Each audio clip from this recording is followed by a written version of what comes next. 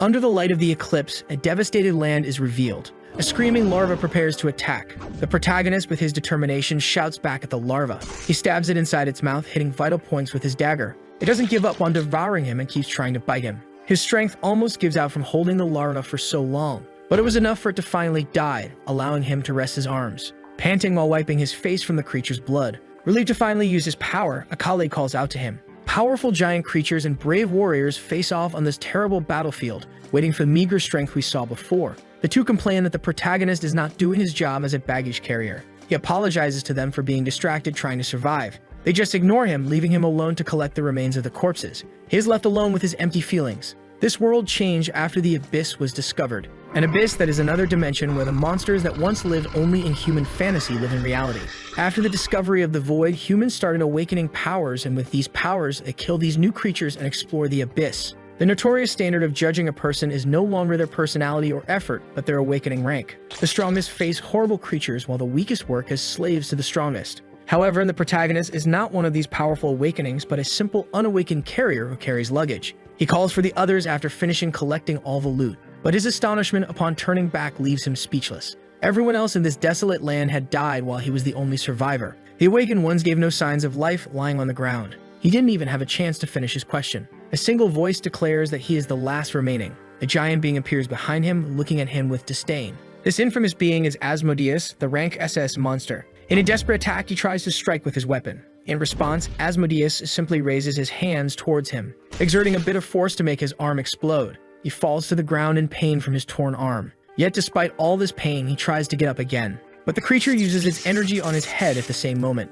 Not understanding anything anymore, the protagonist only has questions about how he died. His memories flash before his eyes, seeing his dead parents, the things he received at school, and his life being ignored as a nobody. As the monster's energy invades his body, he just curses his life for ending as a mere damn loser. In his last moments, he just wanted to awaken his powers. These last moments of cosmic energy declare that the conditions for his awakening were met. A completely white being emerges from the cosmos, looking down at the protagonist. He questions what is happening. The cosmic being does not respond and only observes. He turns to look, certain he had died moments ago. He sees himself and Asmodeus frozen in time. The cosmic being finally speaks, questioning if he had no questions about how time had stopped. The protagonist asks who he is. The only response he gets is that others call him King, but it is not important to know his name. The king says he will grant him his authority. Meanwhile, the protagonist is too immersed in doubts to fully comprehend the situation. The king says it's not good to be so distrustful. He chose him because he admired his tenacity and will. He aims his hand to deliver his powers. He says that if the protagonist waits patiently for an hour, the answers to his questions will appear. But until then, he will know nothing. An absurd mass of power falls on the protagonist and the vision of the place becomes obscured. As he slowly opens his eyes, other voices speak to him. The first sight upon opening his eyes is of a guy slapping him. He is stunned by what he sees. The bullies prepare to hit him again. They laugh while the protagonist is slapped several times in the face. But his mind is elsewhere, or rather, it was definitely in the abyss moments before opening his eyes. He doesn't care about the slaps he receives and just focuses on trying to understand the situation. When the word authority comes to his mind, that's when he starts seeing strange things. In his vision, an attribute window appears. He observes that his age is marked as 19 years, meaning he went back 16 years in time. He starts laughing with joy even while being slapped non-stop. His loud laughter makes the bully stop hitting him, until he is dropped to the ground thinking he had gone mad. The bully yells but doesn't notice the punch coming his way. The blow even makes blood come out of his mouth. The colleagues are surprised by their friend being sent flying with just one hit. Meanwhile, the protagonist laughed more as he realized he had acquired the power he so longed for, the awakening. On the school rooftop, the situation was unyielding. He cleaned his wounds as he prepared for the worst. The two used their powers and charged the protagonist named Kim Tae-in. He dodged the attack and prepared with a clenched fist. A left hook was thrown at the opponent's chin. In an instant, the other boy received a kick to the stomach. Kim Tae-in had done everything possible in his previous life, from physical training to researching all available information about the abyss and abilities. Therefore, there was no way two teenagers like his bullies could have the slightest chance of defeating him in a fight. With just one punch and two kicks, it was enough to knock them to the ground again. But even perfect technique needs the perfect physique to keep up with its movements. The first bully who fell to the ground got up and used his powers. His body filled with a stone skin, an ability that strengthens the body with stones that emerge from it. He sent his stone fist forward, but Kim Tae-in ducked, dodging the blow. Another swift punch was sent to his right, narrowly avoided. The bully jumped high with both hands ready to hit hard. The whole ground was broken, raising a cloud of dust. He thought he had finished the fight, but coming from behind was Kim Tae-in. He reacted when he sensed his presence. But it wasn't enough to avoid getting punched in the face. Blood splattered again when the punch landed. But the blood wasn't from the bully since he had protected himself with his stones, and the blood came from the fist that hit him. When Kim Tae-hyun realized he hurt his own hand, another stone punch was used, giving little time to react. He barely defended himself and was sent flying by the force of the impact. He crashed into the building, stopping him from being thrown off the rooftop. He was badly injured and surrounded by debris. The bully calmly walked towards him. He talked about knowing his own limits, and asked if he was going to run as he did earlier. But even a day before such a situation, he felt no fear and recalled the information he knew. All abilities have their own ranking starting from F, the lowest, to S, the domain of those called monsters. The only ability he had was an unknown ability that no one had ever heard of, and it was still ranked F. The bully was surprised to see Kim Tae-hyun getting up. He stood accompanied by a crimson aura, and even though his opponent's ability was stronger, he didn't feel like he would lose this fight. The aura began to radiate fiercely throughout his body. He was stunned to see his target had awakened an immense power. Kim Tae-hyun felt his magic move according to his will and saw that the aura came from the power of predation. The bully strengthened more with his stone skin and charged at him. He just raised his hand quickly with his aura still active. At the moment of collision, he activated his predation ability. The bully didn't know what was happening, while he increased the intensity of his power more and more. In the motion of closing his hands, the power was nullified and the stone sprang from his body. The students acted normally without noticing anything, but suddenly, an explosion of force formed behind them. The dust gradually settled. Kim Tae-hyun stood while the other teenager fell unconscious to the ground. He found himself in a position above the fallen opponent. A voice in his head said that the predation was complete, and as a result, his power rose from rank F to rank E. Kim Tae-hyun's hands began to petrify, showing that a new ability had been registered. The stone skin was taken by him, and his entire fist became a solid rock. When suddenly, the scene changed to the school infirmary. The nurse was open-mouthed, seeing 3 injured youths being carried by another. Kim Tae-hyun greeted the nurse, trying to disguise himself. She shouted in confusion at the situation. The 3 boys were laid on the infirmary beds. The nurse used her healing abilities to treat their wounds. She tried to question how they all got injured, and he lied, saying they fell down the stairs. After healing in the infirmary, he left the school and walked the path home. Immersed in thoughts after today's battle, his daydreams were about his predation ability. In the past life, he trained all his life to increase the rank of the ability, but today, in just one fight, he managed to increase its rank. An F-rank ability that can surpass the strength of a C-rank and also steal other abilities from defeated opponents. He was filled with questions about why that king gave him this ability and why he returned to the past. Even with countless unknowns, he thought there was only one thing to do now, and that was to learn more about predation. Finally, he arrived at his house. He looked nostalgically at his home as it had been years in his memories since he last returned. He remembered that when his parents died, he started living with his uncles. A smile appeared on his face. He entered the house thinking if he should look for more information before his uncle arrived later. He reached the living room and saw 3 unfamiliar men and his cousin. He asked why he wasn't at school, but then his eyes widened as he realized something. The box his cousin was opening was full of money, and memories of his past life returned. He remembered how his cousin wanted to be with the delinquents and stole all the money from home, causing a huge mess. The bullies questioned who he was. Hwang Jae-young replied that he was his cousin. The blonde bully threatened Kim Tae-hyun not to meddle in their problems. He put his hand on his head as a way to show superiority, but he didn't show any sign of weakness. On the contrary, he was excited to have the chance to test his powers. The blonde didn't even have time to react to the punch he was about to receive. With one punch, he was knocked to the ground by Kim Tae-hyun, almost losing consciousness from the impact on the ground. Hwang Jae-young and the others were shaken by the situation. He raised his hand, preparing to activate his powers.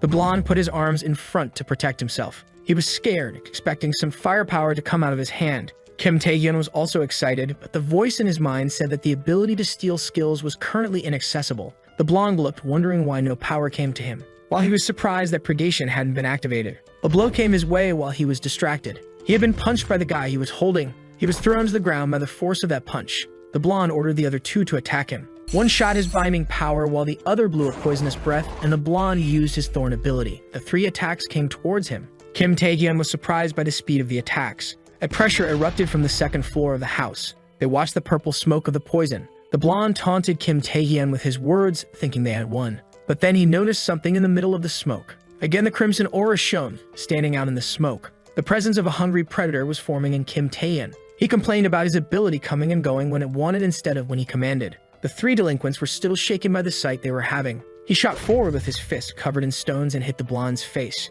He reveled in the oppressive power of his strong ability. A few moments after winning the fight, he looked content at the unconscious bodies of the delinquents on the ground. he discovered that the attribute window was only visible to him. It detailed his abilities, but not everything was informed. The information not mentioned were the activation conditions of the predation ability. Besides that, the passive effect of nullifying other abilities was also not mentioned in the attribute window. He continued thinking and pondering other ideas in his mind, but he put those ideas aside for the moment. He saw his cousin kneeling on the ground, apologizing. Huang Jiayang said he was reflecting on his reckless actions after seeing an impressive side of him. He also said he would be his subordinate and follow any order he gave. While the young man spoke, Kim Tae-hyun thought about what to do with the other incident that happened today. He said he forgave his cousin and he stood up like a fox. But in exchange for forgiveness, he had to follow him to do something. At an abandoned train station, warning signs were placed in front of the main gate. The three agents looked stunned at something ahead. A portal was about to suffer a break.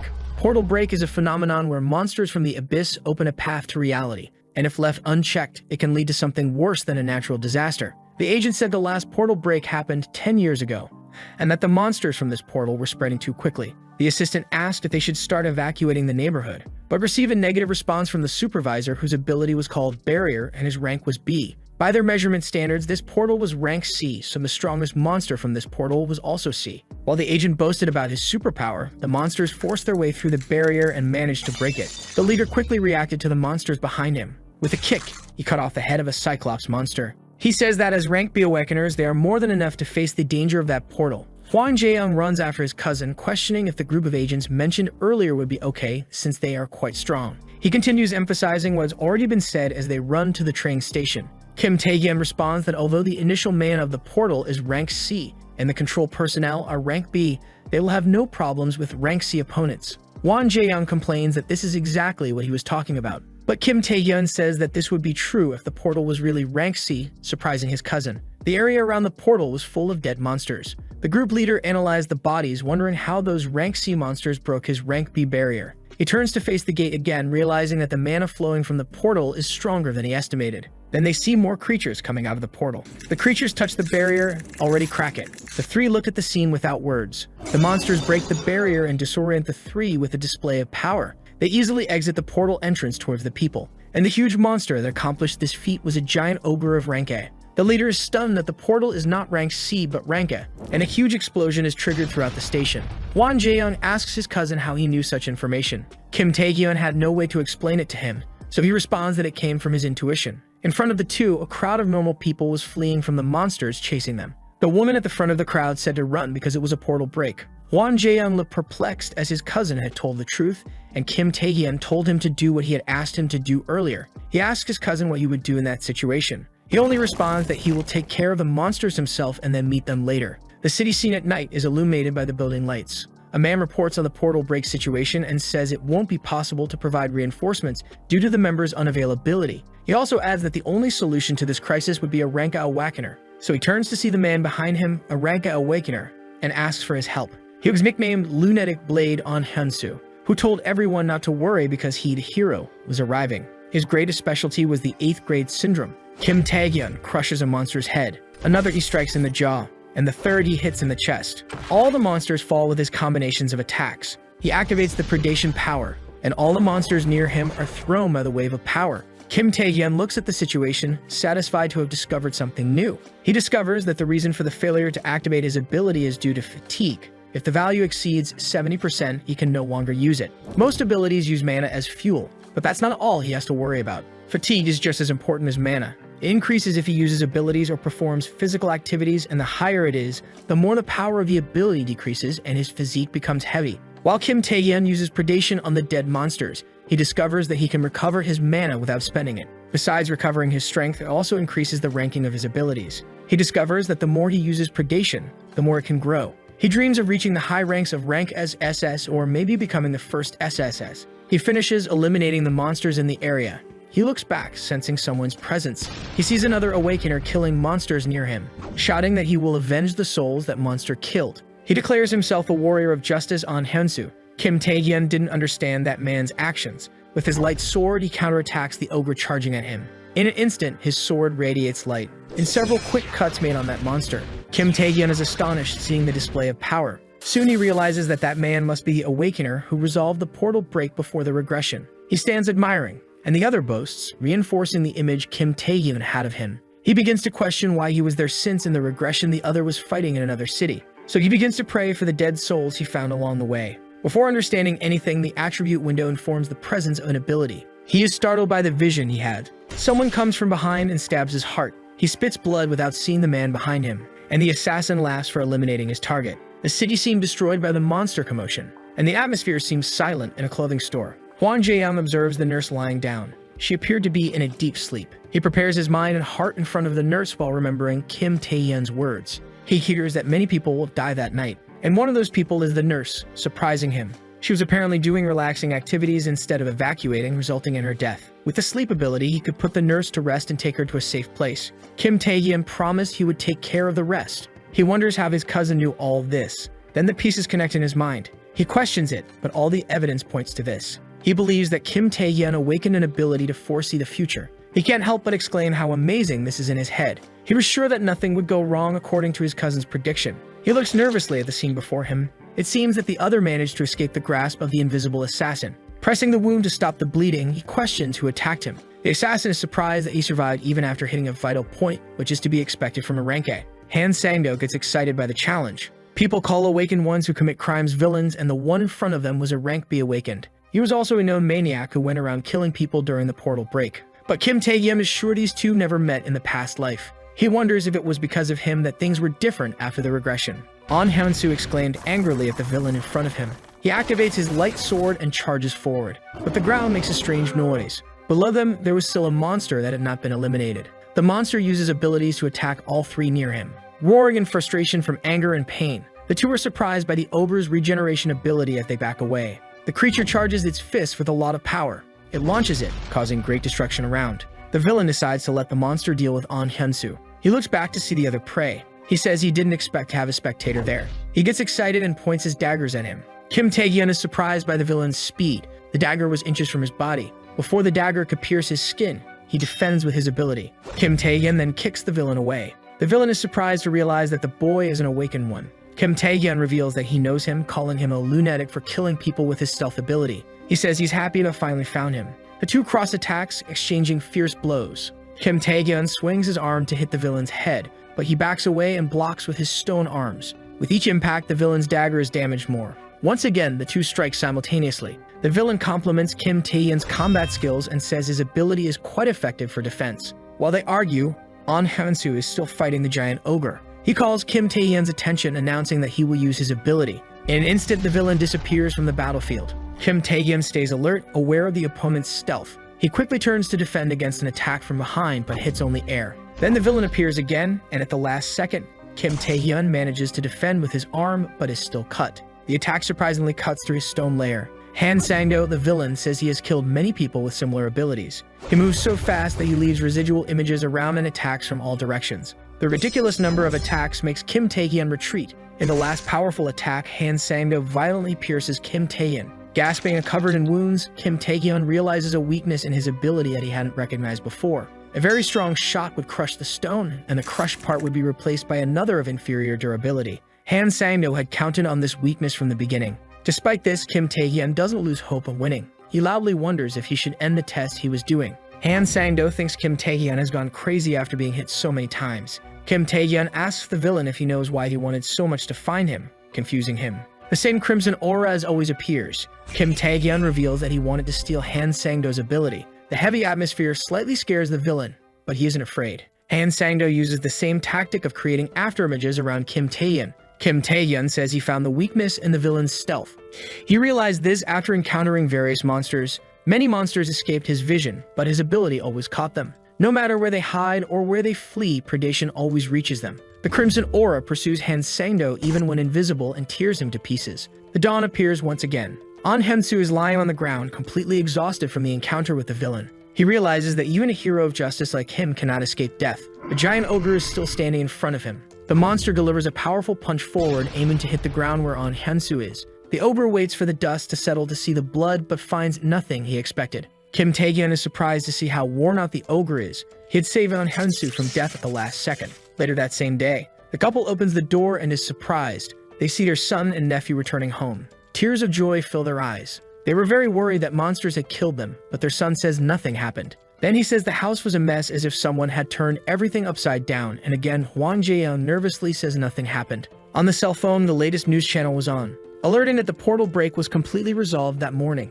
But considering a possible subsequent break, schools would be closed for a week. The news of survivors increased using the public. The cleanup team sent to take care of the portal was in the hospital being treated. The school nurse said she suddenly woke up in another place after sleeping. And in the interview with the only awakened present at the scene, he only said that the hero who saved those people was not him, but another unknown person. However, the corpse of the giant ogre was not found, and the identity of the villain who attacked the city has not yet been discovered. People realized that the preventive security measures were not enough. While watching the news, Kim Tae-hyun is glad his name was not mentioned. He stops walking after reaching his final destination of the walk. Now he had 3 abilities, the most recent being stealth. At his current level, it is very difficult to use all 3, because he doesn't have enough mana, and if he uses too much, he will end up getting tired quickly. Then he remembers that the only solution for this is potions. Potions are elixirs created for various purposes, such as recovering mana and fatigue. But potions are very expensive, which is why he was walking in this abandoned area. He planned to hunt, but to hunt, he needed a legal license to use his abilities in public.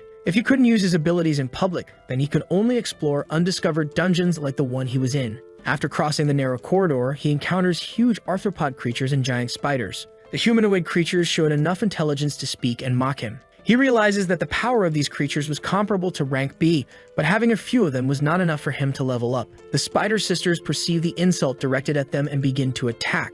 They all fill their mouths with venom, and then fire at him in a combined attack. They already sang victory after the combined attack, but the purgation ability nullifies the effects of the venom, leaving him practically unharmed. The 3 are surprised because for the first time a human resisted their venom. The screams in that abandoned railway were intense. The attribute window showed success in stealing the ability to paralyze opponents. The Korean Players Association building was a huge skyscraper. A meeting room was properly guarded by 2 guards. 3 people were sitting waiting in that room. The one sitting in the middle was a new HR manager of the association, Go Tae-wook, and the other 2 were the best players in all of Korea. Player is the word to define an awakened legally allowed to use their abilities for exploring, cleaning dungeons, and so on. Currently, there are only 5 top players in the newly created Players Association. Among all the guilds created, the 4 best guilds were the Indivisible Fighters, the Alchemist Artisans, the Wizard Sorcerers, and the Informant Wanderers. And the agency that controls these 4 guilds and all other players was the Players Association. In front of Go Tae-wook were the Guild Master of the Wanderers, Yu Aeon, and the President of the Players Association, Cheap Chinwei. Both are rank S players. The President asked Yu Aeon if she discovered anything about the Evil Guild. The Evil Guild is a criminal organization formed by the most ruthless criminals among the villains. The recognized members of the Evil Guild always wear golden rings with 3 skulls embedded in them. She hands over some papers with the recent movements of the Evil Guild and a list of their targets. Then she says she knows that wasn't the only reason she was called. And the president immediately asks for her opinion on this case. She, confused, doesn't understand his question. He questions when she took the player test and is told that she did it at the age of 19. Then she understands the meaning of the question. The president smiles in contemplation at her astuteness and noticing that he suspected a high school student face a rank monster. In the spider cave, no monsters were left alive, only Kim Tae-hyun sitting on a pile of corpses. Then he calls one of the 4 major guilds, the Alchemists. He asks if he can buy potions while surrounded by magical crystals from all the monsters in the cave. The school closure order ended and the students returned to classes. During the week, Kim Tae-hyun did various activities, from physical training to exploring other undiscovered dungeons and even going to the Alchemists Guild headquarters. At the headquarters, he exchanged all the mana stones for potions and was treated like a VIP client. Additionally, he increased all of his attributes and fortified his abilities to rank C. He rested his face in his hand while the other students watched from a distance. Everyone heard rumors of him beating the bullies and awakening his powers. One of the students thought Kim Tae-hyun's awakening was the smallest of all, and a group of students walked towards the classroom where he was. Kim Tae-hyun noticed their arrival. The chairs were thrown to the floor, creating space. The newcomers grouped in front of him, and their leader put his feet on the table. His name was Lee Jung-gae, and he was rank S. He activated his aura of intimidating power. Lee Jung-gae was the son of the CEO of the Tasa Group conglomerate, the group that sponsors the school. He was the chief of all bullies, abusing his authority and the main culprit for picking on Kim Tae-hyun. Kim Tae-hyun asked him why he called himself a friend and retaliated by showing his aura of power. One of the bullies behind questioned his disrespect, but Lee Jung-gae punched him. The bully was punished for interrupting the conversation. Kim Tae-hyun did not react to the violence in front of him. Then the leader began to release his superpower to intimidate him for disrespect. Kim Tae-hyun was impressed with the level of magic from a rank as Awakener. Discreetly, he prepared his hand in his pocket. wondering how he would react to his predation. But the two were interrupted before they could face off. Lim Aeong ended the discussion and extinguished Lee Jung-bi's fire with her ice abilities, merely warning Kim Tae-hyun not to continue the fight. Lim Aeong had nicknames like Class President, Miss from a Rich Family, Half-Sister of Yu Aeong, Rank as Awakener, among many others, and she might earn more in the future. Her only problem was her inflexible personality. Faced with this, she confronted Lee Jung-gae. He asked what she meant by stop, claiming he was just talking to his friend. She asked why he punched his fallen friend in the face, which infuriated him, and he told her to shut up. So she retorted, telling him to leave or she would use force, while Kim Tae-hyun mentally begged them to stop because their intrigue could cause confusion in the class. The two stared at each other one last time. Then Lee Jung-gae decided to leave first, but he activated his powers and prepared to fire a flame blast at her. However, the school bell rang and everyone stopped to listen to the announcement. The broadcasting club announced that the Players Association would hold a special lecture. All students should gather immediately in the hall, and the announcement was repeated, leaving Lee Jung-gae surprised by the Players Association at the school. He seized his powers and looked at Lim Aeong and Kim Tae-hyun. She was prepared to react, and he just sat there, saying nothing. Lee Jung-bi smiled with excitement and left the room, saying how lucky they were and waited until the door closed to let his guard down. She turned to look at Kim Tae-hyun, but did not find him sitting in the chair as he was at the door leaving the room, and asked if she did not hear the announcement.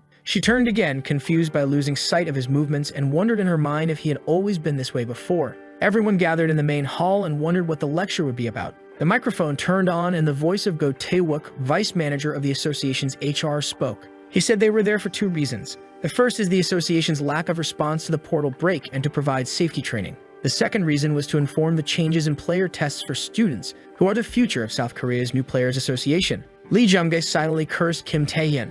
Lim Aeong longed to talk to Kim Tae-hyun later, and he just yawned with sleep in his seat. Everyone wondered about the relationship between the player tests and those who had not yet turned 19. Go Tae-wook revealed a secret due to the portal break and the increasing number of monsters and dungeons. The association was short on staff, so they would be tested even during high school. This revelation shocked everyone. The selected students from each school would be chosen based on grades, academic records, and behavior. But Kim Tae-hyun knew that was a lie. The selection process had already begun. Go Tae-wook had an ability called Observer's Eye. This ability could quantify the total sum of the target's abilities and allowed him to see the attribute window when focusing on the target. He marveled at the numbers of everyone in the hall. He believed the numbers were much better than in other places he had visited, and among these candidates, some stood out in his mind. Lee Jung-gae with 1924 and Lim Aeong with 2335. He recalled that the Wanderers had sent a list of recommendations but couldn't believe there were so many untrained Awakeners. A smile spread across his face. Lee Jung-gae raised his hand, drawing everyone's attention. He was curious about his action.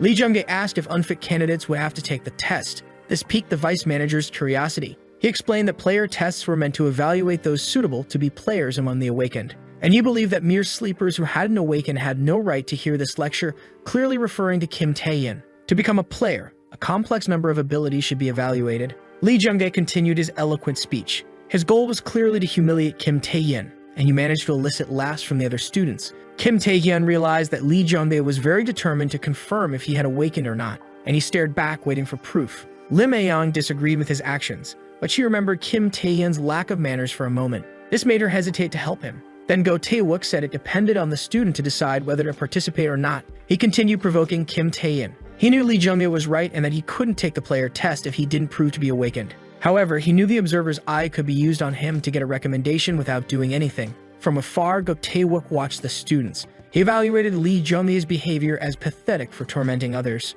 Then his eyes turned to Kim Tae-hyun. The observer's eye couldn't verify his information. This realization surprised him greatly. Then Kim Tae-hyun began to challenge Lee Jung-gae. This confused everyone who witnessed the situation. Kim Tae-hyun then said he would leave the lecture and show the middle finger to Lee Jung-gae. This bold action made Lee Jung-gae furious. Go Tae-wook still couldn't accept that his ability didn't work. Even with the association's president and the Wanderers Guild master, this kind of error had never occurred with his ability. Kim Tae-hyun left the hall, and Go Tae-wook couldn't identify why his ability didn't work on a child like him. A few steps before the door, he stopped. He tried incessantly to use his ability to see him but never succeeded. Kim Tae-hyun turned and allowed his ability to be checked. Go Tae-wook was instantly surprised. A terrifying aura surrounded him, and the power above his head was measured at over 5,000. Sometime later that same day, Kim Tae-hyun was reading numerous books in the library, searching for clues about the king, but was interrupted by the group of bullies he had defeated before. They said Lee Jung-gae was looking for him and that he should get up, and he boldly challenged them, refusing to follow their orders.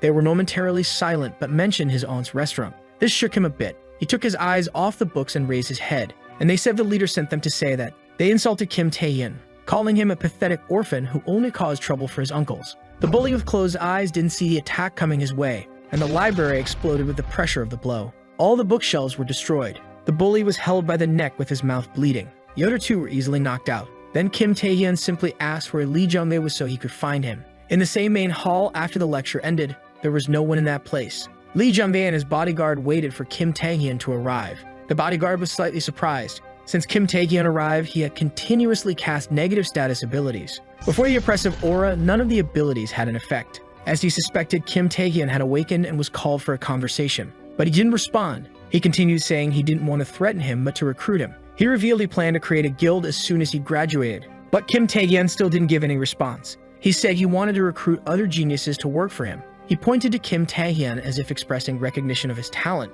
He ordered him to forget his past grudges and promised to bring fortune and honor to his family and lift them out of the mud. Kim Tae-hyun finally responded, saying how much nonsense he was talking. He activated his ability, preparing for combat. With his stone skin fully formed, he was ready to punch his face. Lee Jung-bae was momentarily disoriented. He quickly recovered and sighed. He remembered that dogs must be trained to obey their superiors and then activated his fire powers. The bodyguard placed his hand on the ground and formed a magic circle. He used an ability to create a room that envelops a space in magic, preventing outsiders from detecting magic from within. The entire floor, walls, and ceiling were coated with magic. He said that now no one would interrupt the fight. The two youths had already started fighting since the room was formed. Kim Tae-hyun, with his stone arm pulled back, prepared to punch. Lee Jung-bae coated his fist with flames. Their blows collided, generating an explosion of energy. The flames were stronger than the stone, shattering it into pieces. He felt pain throughout his arm. He was already preparing to deliver a kick with flames. His kick sent Kim Tae-hyun flying, crashing against the wall. The explosion from the impact and the heat of the flames caused him several internal injuries. Lee Jung-bae enjoyed showing his superiority. The bodyguard just watched the fireworks. He felt pity for the young man facing his young master. Kim Tae-hyun emerged from the flames and charged forward, but the attack was blocked and he immediately prepared to counter. He raised his fire-loaded hand towards Kim Tae-hyun. He unleashed an explosion of fire in his face. The bodyguard continued to observe calmly until he discovered something unprecedented. After the flaming blow, the flames ceased. Quickly, Kim Tae-hyun recovered and retaliated with another stone blow. He began to overpower Lee Jung-bae. The two struck at the same time, but Kim Tae-hyun's fist hit his face first. With the force of the blow, it sent him flying. The bodyguard couldn't believe that the young master was overpowered with brute strength. Lee Jung-bae showed difficulty getting up. He pressed on what Kim Tae-hyun had done to his body that wouldn't move. The bodyguard was surprised to hear that his body wouldn't move. He discovered that physical strengthening wasn't Kim Tae-hyun's only ability. He was thrilled that his paralysis ability worked. The paralysis ability can easily pierce through rank as resistances. Stealth is immediately nullified against long-range fire attacks, and predation as a last resort shouldn't be used lightly. So the goal was to accumulate paralysis through physical combat. He discovered that the status effect of abilities has a greater effect when used in direct attacks rather than at a distance. Therefore, the last damage caused by several attacks containing paralysis could penetrate under the opponent's high rank as resistance. The bodyguard was speechless at the sight of the young master losing. He claimed in his mind that Kim Tae-hyun was a genius, but the fight wasn't over yet. Lee Jung-bae was lying on the ground, suffering from paralysis. He admitted to underestimating too much. Then he pulled a purple crystal from his pocket. He crushed the crystal between his fingers. The fire giant formed in front of Kim Tae-hyun. Lee Jung-bae now said he would fight seriously, with the flames on his body increasing in heat. He propelled himself forward with his flames. The fire titan threw a powerful punch but missed its target by a hair. He let out a shout above the titan's height, with his arms entirely covered in stone as he prepared to punch. But the titan retaliated with a breath of fire. Their attacks collided in the middle of the room. The flames slowly consumed the rock's durability. The stone protection was destroyed and Kim Tae-hyun was thrown by the explosion's force, crashing hard to the ground. The bodyguards still watched the battle unfold. He recognized that the titan was the true form of the young master's Heart of Fire ability. The purple crystal used earlier was a mana amplification stone created after refining stones found inside monsters. Thanks to the amplifying stone, Lee Jung-bae could use the full power of his ability. The bodyguard worried about other things beyond the use of that stone. He shouted for the young master to stop, or he would end up killing Kim Tae-hyun. He also warned that it was too much power for him to handle, and that his blood vessels could explode from the mana surge. A fire shot was aimed at the bodyguard, exploding where he stood, almost hitting him. He was angry at his subordinate for giving him orders. He said he wouldn't let a piece of shit humiliate him like that. Kim Tae-hyun had barely recovered from the last attack and was immediately struck by the fury of the Fire Titan.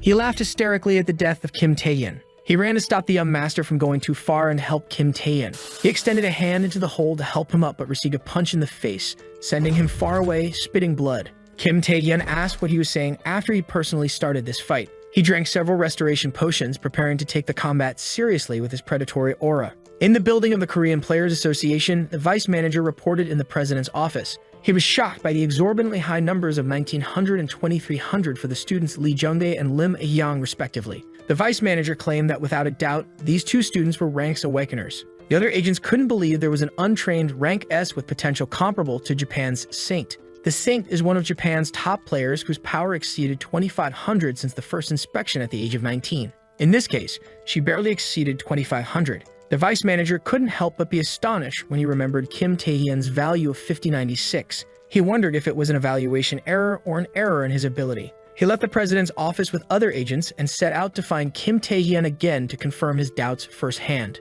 The bodyguard had a disbelieving look, doubting if what his eyes saw was correct. The predatory ability was suppressing the powerful Fire Titan. He tried to break free, not understanding how Kim Tae-hyun was doing this. He couldn't believe he was being overpowered by someone he considered weaker. He shouted that he was in hair and a powerful rank S. Kim Tae-hyun asked what it mattered if he was in hair or what his rank was, exerting a bit more power in his ability. The king's power took shape above the decaying scarlet vines. They devoured Lee Jung-dae's Titan form, and the entire court was destroyed in reaction to the power. The entire gym was destroyed. Lee Jung-dae was unconscious on the ground. The bodyguard trembled intensely. Kim Tae-hyun watched ahead with surprise. The bodyguard had protected the young master by throwing himself in front at the last moment to pull him from the attack during the predation. Fortunately, he acquired the ability in time. He asked what he planned to do and how he would handle the consequences. Kim Tae-hyun questioned how he could act brazenly after getting involved in the fight. He stated he wasn't the type of man who would flee from such a threat. He denied having a plan to kill Lee Jung-dae but insisted that he deserved fair compensation for his life.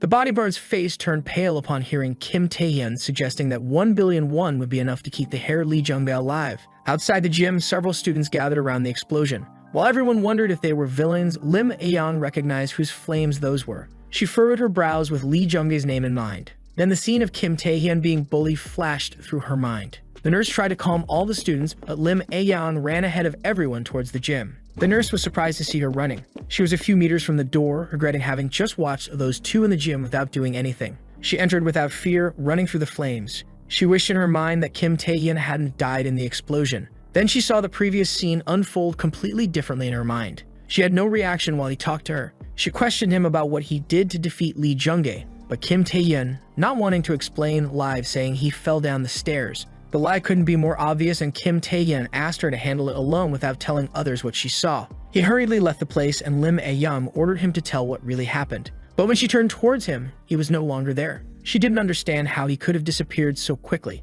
Kim Tae-hyun reappeared far from the gym. He said Lim A-yang would handle the situation for him and that the Taisen group had already taken part in his reward. He turned to look at his status. A new ability and a new attribute were added to his window. The Charm attribute with 5 points, and the ability Monarch's Heart capable of strengthening his group members. He felt slightly irritated to have acquired an attribute from celebrities like Lee Jung-dae, but was happy to have gained the ability. He remembered that abilities that strengthened the group were rare. For someone like him who uses various abilities, the Monarch's Heart was very useful as it combined with any other ability. While rejoicing in his achievements, a group of black cars appeared in front of him. The figure who got out of the car said he was pleased to meet him. The vice manager said he had many questions for him. Kim Tae-hyun wondered how he had ended up where he was at that exact moment. At Lee Jung-dae's father's mansion, he was informed that his first and only son was in the hospital, and that the aggressor was demanding 1 billion won for his son's life. His hunting dogs barked fiercely. The bodyguard trembled with fear in front of his boss. He apologized and said he had nothing to say about it. The boss told him to do whatever Kim Tae-hyun asked, surprising his subordinate. Mockingly, he said that Kim Tae-hyun was a brave kid. He raised his right hand from the armrest of the chair. He snapped his fingers, signaling for his other subordinates to enter. The bodyguard recognized the people who entered. He shouted to his boss to remember that the opponent was still a child and that he was being too cruel. The boss told him to shut up and said he wouldn't tolerate a dog barking. Lee Jung-soo smiled cruelly at his subordinates in front of him. At the moment when the vice manager asked what he did in the gym, Kim Tae-hyun wondered which of the two events he was referring to. He pondered about the chances of the manager getting involved in the problem he had with Lee Jung-dae. With few options, he tried to rely on luck and asked if he was talking about the explosion. The vice manager was surprised by the question about the explosion. Then he looked back and said he would take care of that another time. Kim Tae-hyun confirmed that the vice manager didn't know about his involvement in the gym explosion. A smile appeared on his face and he asked if they didn't already know what he did. After leaving him confused, Kim Tae-hyun said he knew he came there to invite him to take the player test, trying not to make it clear which theory he based this on. Then Kim Tae-hyun revealed his aura. The number 5214 appeared above his head. He replied that it was because of this great number displayed on him. The vice manager was astonished, unable to believe what his eyes were seeing. After seeing the numbers on his head increase, he was sure that Kim Tae-hyun's strength was real. Then he asked Kim Tae-hyun another question, asking what happened to his clothes. Kim Tae-hyun finally noticed the damage to his clothes. At Kim Tae-hyun's house, his cousin was shouting very loudly. Hwang Jae-young asked to confirm if he was really going to take the player test, which Kim Tae-hyun confirmed. With his cousin's confirmation, his jaw dropped. Then he knelt before the great Kim Tae-hyun. He said the Taesin group would solve the gym problem and that he could just focus on training for the player test in a month. His phone rang on the table. Outside his house, two people were waiting. These two were wondering why the association was protecting the house of a mere student. The masked man had just defeated the association agent while the black masked one watched the house. These two were a two-person assassination unit, the Black and White brothers. The elder used the codename Black and his abilities were stealth and physical enhancement. The younger used the codename White and his ability was only stealth. The black masked one laughed on the roof, planning the death of the mere student. He turned to look at his brother but was left speechless when he saw him being beaten. He quickly drew his hidden blade, asking who was hitting his brother. Kim Tae-hyun let go of the white masked villain. The black masked one had no time to react. He received a full knee strike from the one who was supposed to be his target. A few hours earlier in the gym, the bodyguard said he couldn't make the decision to keep the event quiet and to hand over 1 billion won alone. Kim Tae-hyun said he wasn't evil enough to throw that duty on the minions and asked him to get a good deal with his boss. Then he conjured a contract in the palm of his hand. The promise of the awakened, a contract created by magic, and breaking it would result in a random permanent penalty. The first condition of the contract was, besides providing 1 billion won, he also had to fix the gym incident. Live on the news, it was reported that the cause of the gym incident at the school was a gas leak, fulfilling the first part of the agreement. The second condition was to inform him in advance of any revenge actions against him. The black masked one quickly launched an attack with his blade, something that was easily dodged by Kim Tae-hyun. He prepared his left hand and delivered a powerful punch forward. The black masked one dodged upwards and prepared to counterattack. He attacked from behind but couldn't hit his target. He couldn't believe he missed that attack. From behind him, Kim Tae-hyun mocked the weakness of the assassins sent to kill him, saying they were nothing but their stealth abilities. On the street, a big black car was giving a ride to Yueyong. She called the president, asking about the player test. She asked the president who will be observing her participation if it's Shin Yunbok from Busan, a rank S. On the other end of the phone line, the president denies Yueyong's speculations. He said that Shin Yunbok is a good candidate, but he is more interested in her sister, Lim A-young. She says she doesn't appreciate the president's jokes. Then the president asks her who she is interested in. Yueyong says it was Shin Yunbok, but another candidate caught her attention. She replies that the vice manager Go Tae-wook personally cornered a rank S. Kim Tae-hyun had already exterminated the two black and white masked assassins. Then he looks at his hand and realizes once again that he is having trouble using his predation power. The attribute window says that he is unable to use predation due to his physical incapacity. On the streets in front of Kim Tae-hyun's house, the black and white masked assassins were exposed on the street. Agents of the vice manager Go Tae-wook complained about the horrible conduct of attacking high school children by the assassins. Go Tae-wook thanks Kim Tae-hyun and asks if he knows who paid them to assassinate him. Surprised by the question, he decides not to tell, saying he doesn't know anything. Go Tae-wook wonders if the participant list was leaked. Kim Tae-hyun thinks it could be a problem if the Taesin group knows too much about him, but he thinks they are the least of his problems now. He tries to exert control over his ability, but unfortunately, his physical capacity is insufficient to use it. He starts walking back home while thinking about how to increase his status to be able to use predation again. Purgating monsters or awakened ones are flawed methods because they require using the ability. After pondering for a few moments, he realizes there's only one way. The next day at Blackhead Academy, the personal trainer Yura welcomes the new visitors to the academy, the training center of South Korea's new association. After introducing herself, she notices that the two are children. She starts to say that this place is not for children, but Kim Tae-hyun pulls out a black and gold card. Yura stares at the VIP card in his hand. She recognizes it as a card from the Alchemist's Guild. She wonders about the identity of this boy who came to her today, worried about causing a problem if something goes wrong. A muscular figure appears to save Yura. The muscular man says that money is not enough to get in. This man was the Iron Man, not officially a player, but an awakened rank B. Hwang Jae-young, confused by the situation, asks what they were going to do now. Meanwhile, a small group of bodybuilders watch the situation. The Iron Man, killer of rookies, had found his new prey. The muscular man continued posing. Kim Tae-hyun couldn't understand anything he was saying and commented that he was barking like a dog.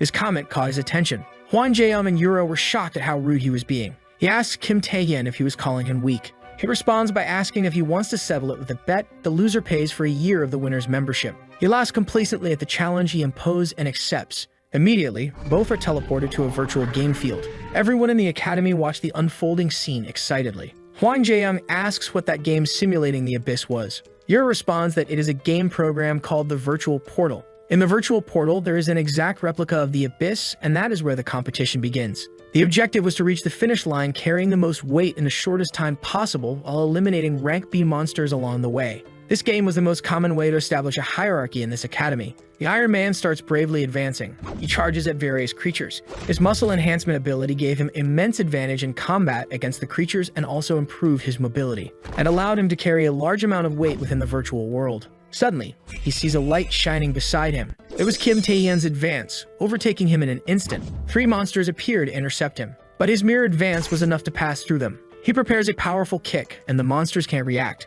They can only watch him easily eliminate them. He kicks upwards and easily eliminates a group of monsters along the way. In his descent, he eliminates those he passed by. The virtual monsters can only see him arrive before they die. He sees the massive amount of points Kim Tae-hyun is scoring ahead of him. He is extremely shocked by this sight. Everyone else in the academy is also shocked. Only Hwan Jae-um is cheering for him. He turns his gaze to the Iron Man and thanks him for paying for a year's membership for him. Time passes, and today is the day the player tests begin. Everyone was anxiously waiting for this opportunity. A journalist observed from a helicopter looking at all the candidates. The ones people were most eager to see were Iron Fist Hong Jung-wook, the druid Lee Gilson, the god of thunder Shin Yun-bak, and the next saint Lim Ah-young. Besides these, many other talents were expected to participate this time. Many others were also interested in watching the show. A young reporter was exhausted from the distance she had to travel. She was saddened because if she didn't cover this story, she would be fired. After seeing the immense number of people who came to see this exam, she didn't think she would be able to interview any of the awakened who would take the test. While she lamented lying on the ground, Kim Tae-hyun approached from behind the crowd. He wondered why there were so many people, and his voice caught the attention of reporter Kim Gi-ja. She quickly assumed Kim Tae-hyun might be a candidate. She sneaked behind him, asking if he would let her do an interview.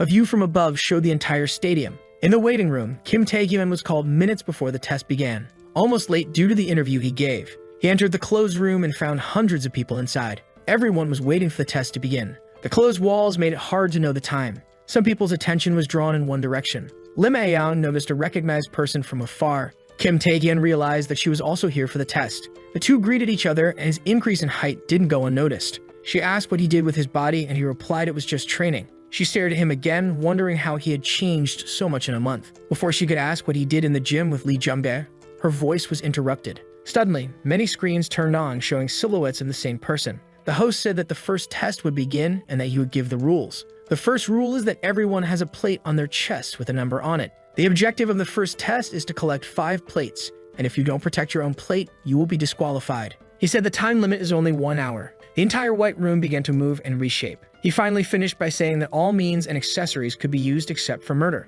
Then he announced the start of the first test. Everyone was in random places in the completely random-shaped room. Everyone charged at Lim Ah-young because she was rank S. She charged her powers in her palm. All the evaluators saw the great glacier she created. They were impressed with the talent of the next saint, but didn't forget to praise the high caliber of the other participants. Among all, one evaluator said he was particularly interested in one candidate on the screen beside. Shin Yun-bak, the rank S, hadn't let anyone approach him from the start. Most evaluators wonder how the clash between these two rank S powers would be while Go Tae-wook watched a specific candidate alone. He understood the interest to rank S, but he knew the real star of today and was confident that Kim Tae-hyun would stand out a lot. He looked energetically at his screen, but he saw him fighting only one candidate in a balanced way. Go Tae-wook couldn't believe his eyes. He couldn't help but exclaim loudly his irritation.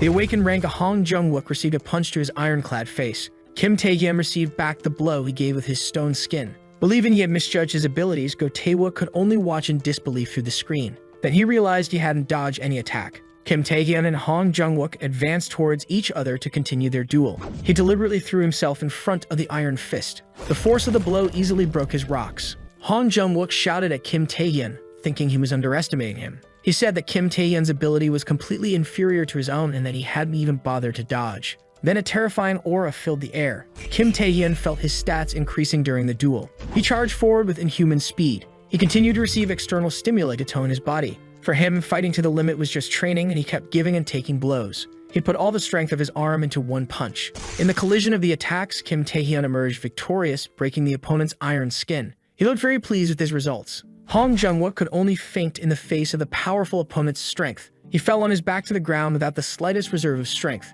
Kim Tae-hyun stood looking over him. Go Tae-wook, who was watching the duel, couldn't help but be happy with his victory. He shouted alone in the room while the other evaluators looked at him strangely. But he worries that he might use too much stamina employing this method throughout the entire test. He starts to think that the best tactic would be to conserve his energy by targeting the weaker ones first. Then his shot catches him off guard when he sees on the screen. All the other evaluators see a rank C awakened acting irresponsibly. Obviously, they were talking about Kim Tae-hyun, who was walking towards Shin Yun-bak after having eliminated dozens of people. They comment on his body covered in plates, saying he might be considered the strongest in the test. Kim Tae-hyun starts to count how many plates he has with him. But he stops because as long as he has more than 5 plates, it's enough. An electric aura erupts from the powerful competitor throughout the arena. The already immense aura further increased the release of his power. Kim Tae-hyun dodges an electric discharge.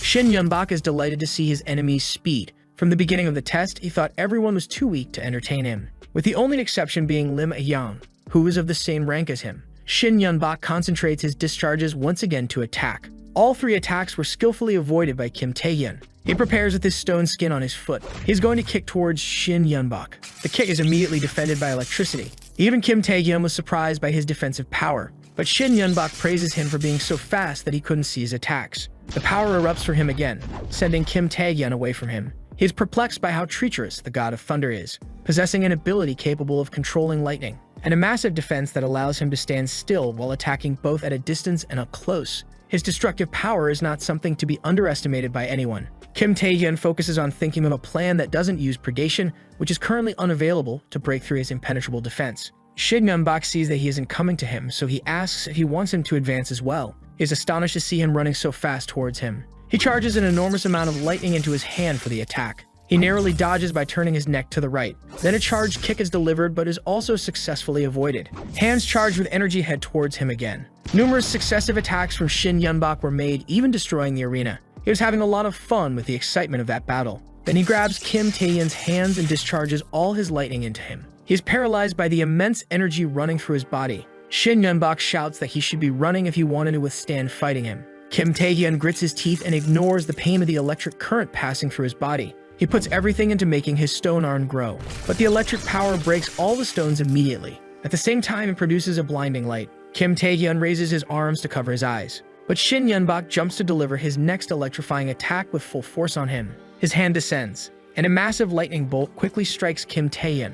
The attack completely destroys the surrounding area. He could barely withstand the discharge of thousands of volts. Shin Yun-bak praises him for withstanding even this amount of energy release. He thinks in his mind that he is very happy to see a new toy so fun in this test. In Shin Yun-bak's moment of distraction, a rock comes flying towards him, hitting his forehead and snapping his head back. He is stunned by the blow to the head. Quickly, Kim Tae-hyun runs to his back and throws another rock at him, this time hitting his chest with force and precision, making even Shin Yun-bak cough up blood. Stone Skin is not comparable to the God of Thunder's ability. Even at its best performance, it would end up shattered by his blows. But the test field is different. It is built of a material that can withstand the power of a first-class awakened, so it won't lose its shape even if it ends up cracking. So Kim Tae-hyun's plan was to use the broken stones, small or large, he found along the way to attack Shin Yun-bak, until he can overcome his enemy's supreme defense. Then he uses the large stone to strike with all his strength. He is built from a material capable of withstanding the power of a first-class awakened, so it won't lose its shape even if it ends up cracking. Thus, Kim Tae-hyun's plan was to use small or large broken stones he found along the way to attack Shin Yun-bak, until he could overcome his enemy's supreme defense. Then he uses the large stone to strike with all his strength. With this act, he destroys a good portion of the arena.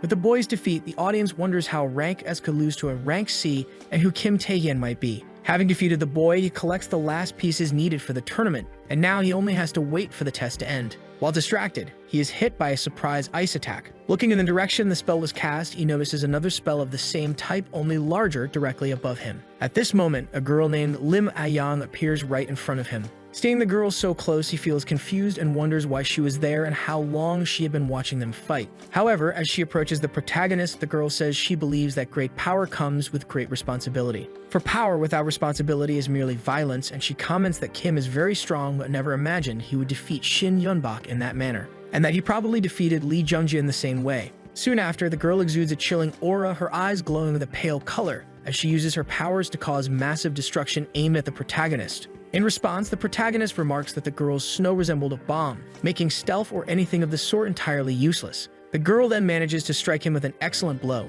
At that moment, she says that back in the gym, she believed in him, and that she thought he was different from other kids like Lee Jungjae, that he wouldn't act recklessly, driven solely by his self-interest. But after seeing him fight, she realized that in the end, it was all his fault. She then continuously strikes him with extremely powerful blows, leaving the protagonist in a tough situation. Afterwards, she states that the unauthorized use of abilities is a crime and that those two boys are still in the hospital. However, after everything he went through, she decides not to report him, but he must withdraw from the player tests. She declares that he doesn't deserve to be a player. In turn, the protagonist gets up and asks her who she thinks she is to say all that, because she wasn't even able to put an end to Lee Jungji's tyranny. And even after saying all of that, all she really wants is to eliminate him. He then says he would have preferred her to use survival in the test as an excuse instead of being so pathetic. Those words make the girl's facial expression change completely. She, in turn, declares that in that case, she won't go easy on him anymore. Next, she uses her power to create a massive ice staff and says she will eliminate him with it.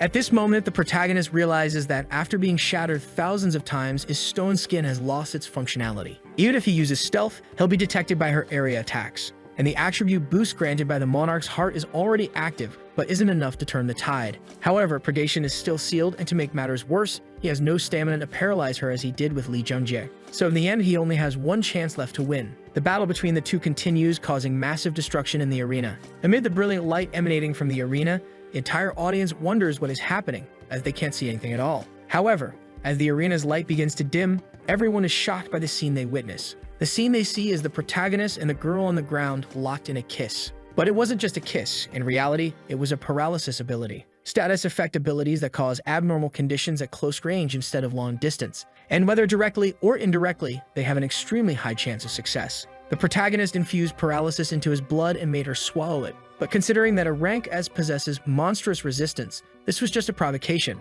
Nonetheless, the girl couldn't resist and became completely paralyzed. Then the protagonist's system notifies him that he caused immense psychological shock to his opponent. As a result, his charm increases by 3. At this moment, the announcer declares that the first round of the tests has finally ended, and that the medical team will move everyone to a safe place, so they ask all participants to remain in their positions. After the first round of tests was completed, all injured participants were promptly attended to by the medical team. However, even though Lim Ayang was paralyzed, she still possessed her test plaques and was competent in combat, thus passing the first round. As for the protagonist, despite only managing to collect 7 plaques, he unexpectedly defeated Shin Yunbak and Lim Ayang. This made him the center of attention in the tests at that moment. Thus, all the participants who saw him began to wonder about his rank, those he defeated, and even the tricks he might have used. Moments later, he analyzed his healed body, thinking that the healing abilities were great since he couldn't even walk in his previous state. Shortly after, Shin Yunbak arrived, eager for a rematch against the protagonist. He told the protagonist that this time he wouldn't be able to use the same tricks he used inside the arena. As the rematch began, the young man released a massive amount of aura. As the fight started, several other players began watching, with one commenting that Shin Yunbak was trying to get revenge for the previous fight. Meanwhile, another young man said he didn't care if Shin eliminated a candidate, but he should go all out and crush the protagonist. However, Shin became extremely irritated with them and told them they had nothing to do with this battle and should stay silent. Then Shin Yunbak declared he would show him that he was nothing without cheap tricks in a clean and fair fight. However, before the fight could start, everyone present, including the two of them, began to be pressed to the ground due to gravity magic. The man who cast his power started to approach, and as he did, he asked if the boys weren't going to let others rest. He added that they acted as if they didn't know their place. This man was the S-rank player Park Sungjin, one of the best players in the New Korea Association and a future S-rank player. At this moment, the protagonist attempted to stand up despite the gravity, which left the man impressed as someone was still standing. However, he intensified his gravity magic, ensuring the protagonist couldn't rise under such pressure. The protagonist then thought he had heard that the abilities of an S-rank awakened and an S-rank player were on entirely different levels, but he hadn't expected it to be this different. Meanwhile, player Park asked if he was withstanding all that pressure, noting that even veteran players couldn't endure so much. Before he could increase the pressure further, he was interrupted by the doctors responsible for the players. One of the doctors demanded to know what the hell he was doing to the kids who had just been treated, and whether he was trying to eliminate them all before the second round began. However, Park claimed he wasn't trying to eliminate them, but rather to control the situation. The doctor then accused him of lying, stating he knew Park did this every year to test the players' abilities. Meanwhile, unlike the other players who were completely unconscious due to Park's pressure, the protagonist managed to stand, leaving the man astonished. Impressed with the protagonist, Park asked for his name, to which he responded that he was Kim Tae-yeon. Park then thought to himself that Kim must be the C-rank player who defeated Shin Yunbok and Lim, and noted it had been a long time since someone had piqued his interest this much. Placing his hands on the protagonist's shoulder, he said it was clear he aimed to become an S-rank player and asked if that was correct. He added that he would be waiting for him and then left the area. However, the doctors began chasing after him, asking where he thought he was going after causing such a scene. Moments later, the players who advanced to the second round all found themselves in a forest, where the S-rank player Park was also present. He asked if everyone was ready after a brief rest, and then announced that they would begin the second round of the player license test. The final test was behind the portal they were about to enter. This portal led to a D-ranked dungeon, and he announced that every 5 participants who reached the dungeon through the portal would be allowed to explore it with him as their supervisor. They would be evaluated on all their actions during the dungeon exploration. Any necessary items, such as weapons or supplies, would be provided by the association. The protagonist thought to himself that the second round being a dungeon made sense, especially for an inexperienced amateur. There shouldn't be any problems, as it's a rank D dungeon. Besides, active players will be with them. Unless it's a double dungeon called Apocalypse. Inside a rank D dungeon at the player testing site, the world's first double dungeon was discovered. This led thousands of people to shake hands with God, including the first group to discover it. This triggered dungeon breaks in countless undiscovered dungeons, so he thinks it would be great if he could stop this with a simple warning. However, no one would believe his words without any proof, and even if they did, it might end up suspecting him. That would be embarrassing, but he'll have to deal with his own problems as long as he's not part of the first discovery group. He can find various ways to survive. Upon entering the dungeon, he realizes that he's now part of the exact group he didn't want to be in. Then the protagonist's group supervisor asks if everyone is ready. The supervisor for the second round of tests is an A-rank player, Do-hak, the first person to discover the Apocalypse double dungeon. With a serious expression, the protagonist thinks he's in deep trouble. As they explore the dungeon, they encounter monsters but manage to defeat them with ease. The group's inspector applauds them for showing remarkable combat intuition, even though it's their first real battle. He says they definitely have what it takes to become players. At this moment, a girl in the group says it was nothing, as it was all possible thanks to his instructions as a player. While observing them, the protagonist wonders why, out of all the teams, he ended up with the first discovery team. And he has no doubts about it. The ring Do-hak is wearing is the only item the first discoverer of the double dungeon was using. That is the Sage's Ring, a unique rank item that increases strength, stamina, speed, and mana by tenfold. At this moment, he thinks that the Apocalypse dungeon is definitely rank S. And if he falls into it, he won't have a chance to survive in his current state with predation sealed. But it doesn't matter. He must ensure his group doesn't find the Apocalypse. While walking through the dungeon, they end up in a place with 2 different paths. One of the group members asks the inspector what they should do in this situation. The inspector explains that this happens often in dungeons, so they should first consider a majority vote. However, the protagonist suddenly runs in one of the directions. Terrified, the inspector yells at him to come back, saying running like that in a dungeon is extremely dangerous. While running, Kim says it's fine and that they should follow that path. He then thinks about why he would let them decide this on their own. Clearly, he wasn't going to let that happen, because he would make them take a path different from the one chosen in his regression, something better than letting them find the Apocalypse. His plan is working. His entire group is following him. However, a portal with purple and pink hues appears right in front of him. Since they are inside a dungeon, the boy wonders how another portal could exist. The protagonist realizes that he has stumbled upon the double dungeon portal. All of his effort to keep his group from reaching it was completely in vain. To make matters worse, a member suggests they check what's inside the other portal. However, the protagonist commands everyone to stop right there and asks if they can't tell just by looking. After all, another portal different from the dungeon entrance is strange, no matter how you look at it. He insists they need to report this unusual incident before doing anything else and asks Do-hak if he agrees. Do-hak replies that it's indeed his first time seeing something like this and that by the rules, reporting it to HQ would be the right thing to do. However, he suggests they try it just this once. He says he understands what the protagonist means, but the mana he feels inside the portal, unlike its appearance, doesn't seem dangerous. Besides, it's just a rank D dungeon. Even if something happens, he, as an A-rank player, is present. He concludes that either the association prepared this portal or it's an extremely rare occurrence. Therefore, exploring this dungeon will earn them good points in the test. At this moment, the protagonist asks if Do-hak has lost his mind as he isn't acting according to the rules. However, Maydo-Hack questions whether someone who doesn't even know how to work as a team should be saying that. Hearing these words from their inspector, the entire group turns against the protagonist's idea. After all, just moments ago, he was running carefree through the dungeon. Ignoring all the danger, one of the boys in the group said that even if the protagonist was a little skilled, he shouldn't forget his place. Another boy remarked that he couldn't believe the protagonist was talking back to an active player, calling him arrogant. Since most of them decided to side with the inspector, they chose to enter this other portal. In an attempt to stop them from entering, the protagonist said he needed to speak to the inspector. However, with a snap of his fingers, the inspector filled the entire area with light. Upon entering the dungeon, the group noticed something strange and suspected that this was actually an S-ranked dungeon. At the end of the corridor, they spotted a giant, terrifying statue holding an enormous sword. The group began questioning the inspector, asking what was going on and whether he was sure this was a D-ranked dungeon. At that moment, the protagonist told everyone to be silent and instructed them to only look ahead. Hearing this, one of the group members commented that the protagonist was still being rude. However, the protagonist replied that something was coming. As soon as he said that, two statues appeared in the area, ranked Death Knights. This left the group wondering how they ended up in such a place, and the frightened inspector told everyone to prepare for battle. The inspector and the two statues then engaged in an intense fight. Using his power, the inspector seemed to be holding his own against the two statues.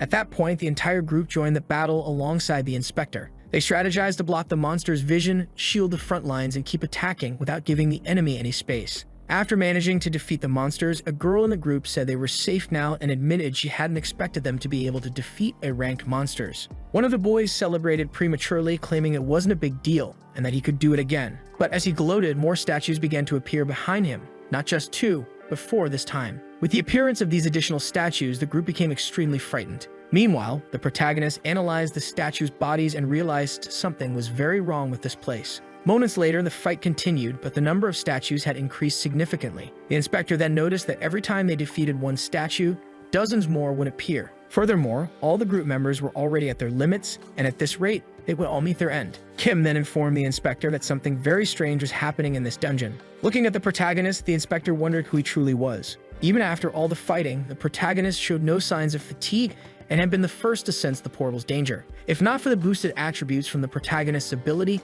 the monarch's heart, it wouldn't have stood a chance. The inspector questioned whether the protagonist was really just a C-ranked awakened. In shock, he asked Kim what he meant by something being wrong. The protagonist replied that it was just a hunch, but those monsters weren't Death Knights. These words filled the group with despair, leaving them to wonder what they had been fighting all this time in the dungeon. At that moment, the protagonist picked up a sword one of the monsters had been carrying and declared that he would find out right then. He then charged toward the statues with full force. However, he ignored all the smaller statues and headed straight for the largest one. His attempt was successful, and he quickly destroyed the largest statue. Upon its destruction, the entire dungeon's scenery changed completely. The protagonist then revealed that it had all been an illusionary trap. It was a tactic designed to drain the energy of intruders by showing them a false environment and imaginary enemies. One group member, frustrated, exclaimed if all their hard work had been for a mere illusion. A girl also asked if this meant worse monsters were about to appear. The inspector, still perplexed, asked how the protagonist had known it was all a trap. After all, he couldn't have ever fought a Death Knight either. The protagonist replied that even though he didn't know much about it, there was no way the enemies could have been that weak.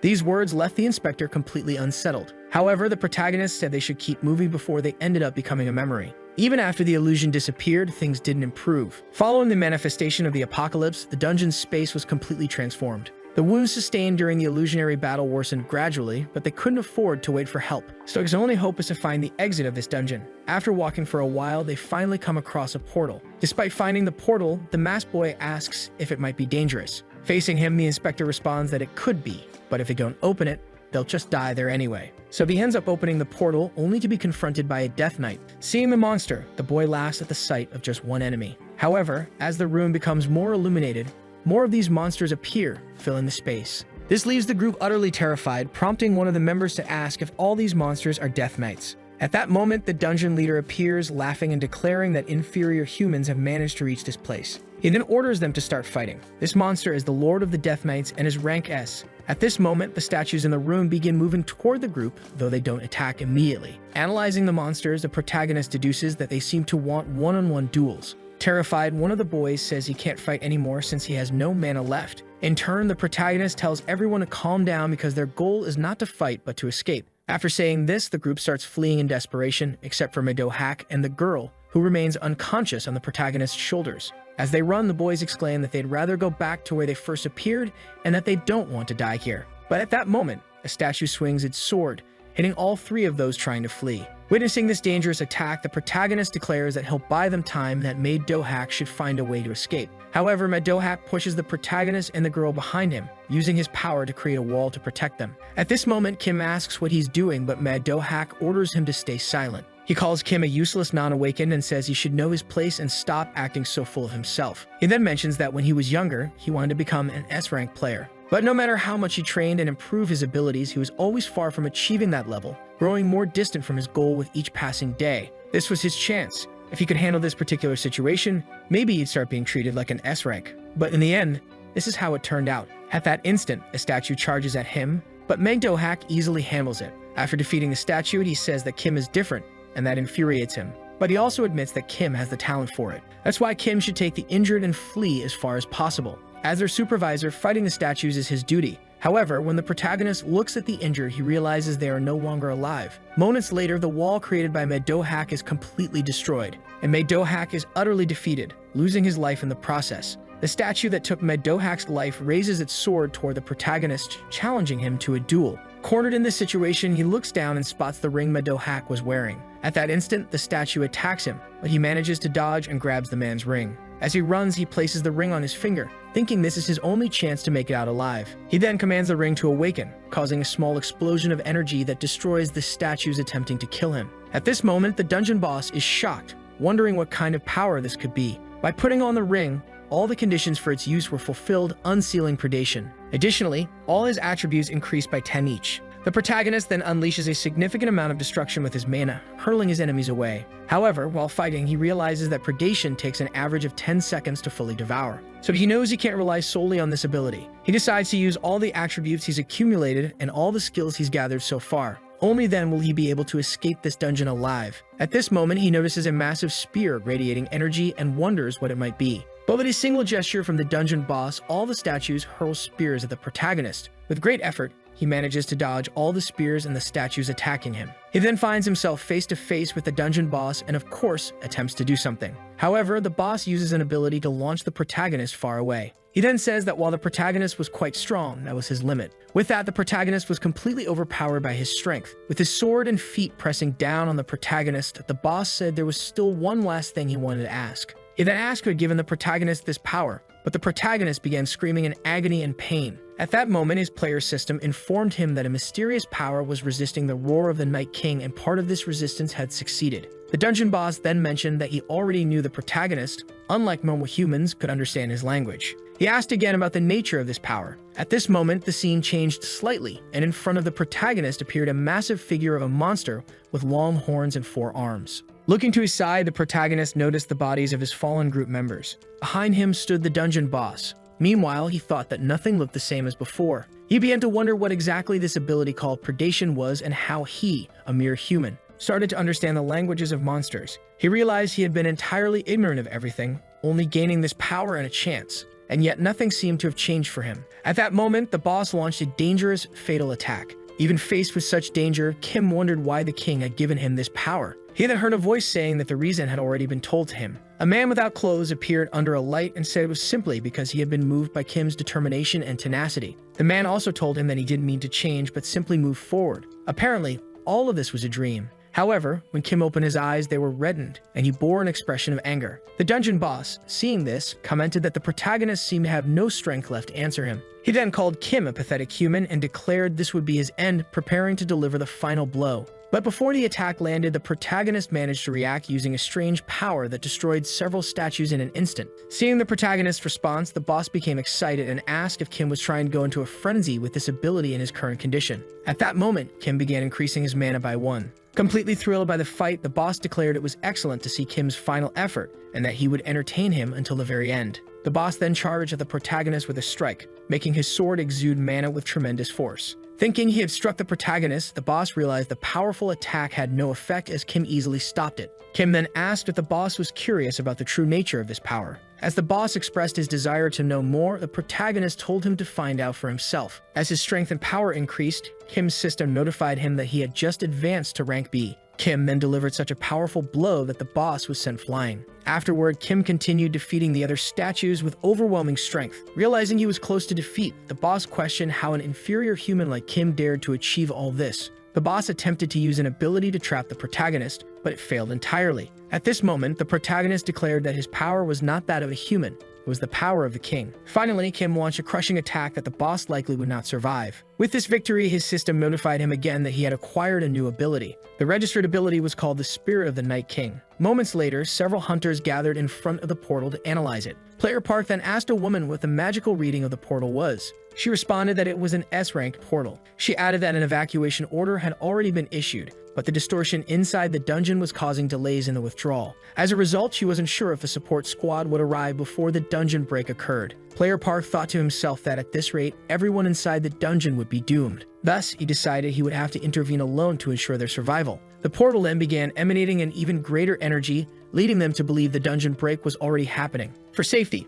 Player Park told everyone to prepare for the worst-case scenario. However, from inside the portal, only the protagonist emerged. Kim said it was close, but he had managed to return from the dungeon. Thanks to the protagonist, the dungeon incident was resolved, and the test participants were able to evacuate without significant issues. The results of this round were decided based on the evaluations from before the second round of the exam. Additionally, the corpses were recovered and returned intact to the families of the deceased. It was decided not to reveal who cleared the Apocalypse dungeon. Moments later, the director speaks with two hunters, one being Park and the other unidentified, mentioning that they had to endure retaliation from the corporation. However, if they told the truth, it was obvious the protagonist would become a target of the press and villains. With those words, the two players understand the situation and the director thanks them for their comprehension. He then asks what they thought about the protagonist who cleared the S-rank Apocalypse dungeon. In response, Player Park states that if the protagonist managed to clear an S-rank Apocalypse dungeon alone, he must at least be on the level of an S-rank player. However, the other player says that since his current rank is lower than S-rank,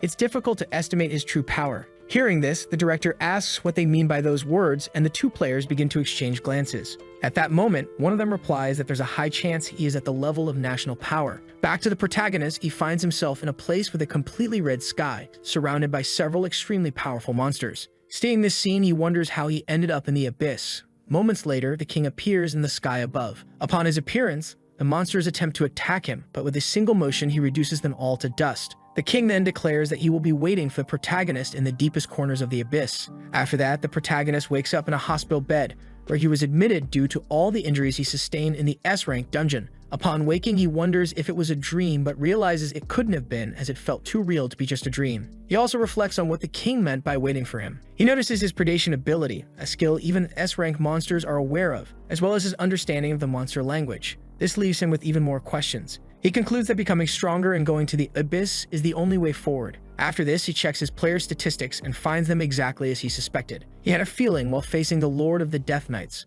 but he truly has advanced to rank B, and with these attributes, he can rival an S-rank player and the Spirit of the Night King. After all, he is certain that predation is the skill that once crushed him with overwhelming force. At this pace of growth, it won't take long before he reaches the level of national power. Through the doors of his hospital room, it seems someone is trying to enter. However, the guards refuse to let them through, prompting the visitor to complain that it's outrageous they won't let her visit a sick person. Even as the president of the association, she calls this behavior truly wicked. She bursts through the door, asking the protagonist if he doesn't agree with her. Looking down, he notices that everyone who tried to stop her from entering is completely unconscious. After asking the protagonist if he agrees with her, she surprisingly calls him dear. Moments later, inside a car, a young man suggests to the guild master that it would be better if he drove instead. However, the woman replies that it won't be necessary since the protagonist is her guest and she should handle it. The protagonist then asks what the guild master of the Wanderers, one of the 4 great guilds, might want with him. The woman responds that she's just taking him home after his hospital discharge while also checking out the one who survived the apocalypse.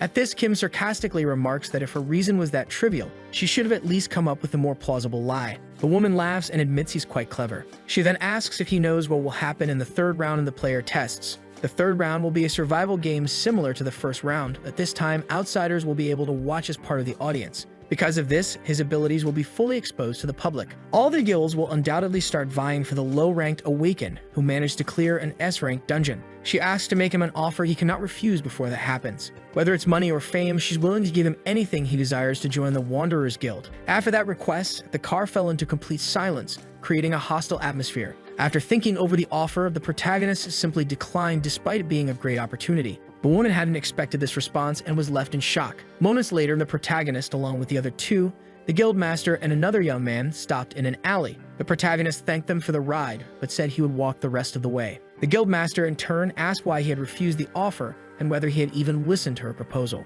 After all, whether it was money or anything else he desired, she was willing to make it happen for him. She then asked if he had declined because he had received an offer from another guild, or if he had misunderstood something by mistake. Kim responded saying she shouldn't take it the wrong way as he had no specific reason for declining. He had no other guild or conditions, and then asked if the Wanderers Guild was really that special. In the end, he said he refused simply because he didn't want to, and with that, he announced he was leaving. But as he descended the steps of the alley, before he could react, the woman grabbed him from behind and covered his mouth. With an intimidating aura, she asked what his deal was. She pointed out that he was just starting as a player, yet he dared to reject one of the 4 major guilds without any specific reason, which didn't make sense to her. She then removed her hand from his mouth and said she would forgive him for refusing the offer. Moreover, she admitted to having a certain interest in him. At that moment, the young man accompanying them said that the protagonist was still in testing, so he questioned what she was doing with him. He also told Kim not to reject the guild master's offer without reason and insisted that he should accept it. After all, Kim would have to join a guild sooner or later. The protagonist then noticed the woman's stubbornness was exactly the same as expected.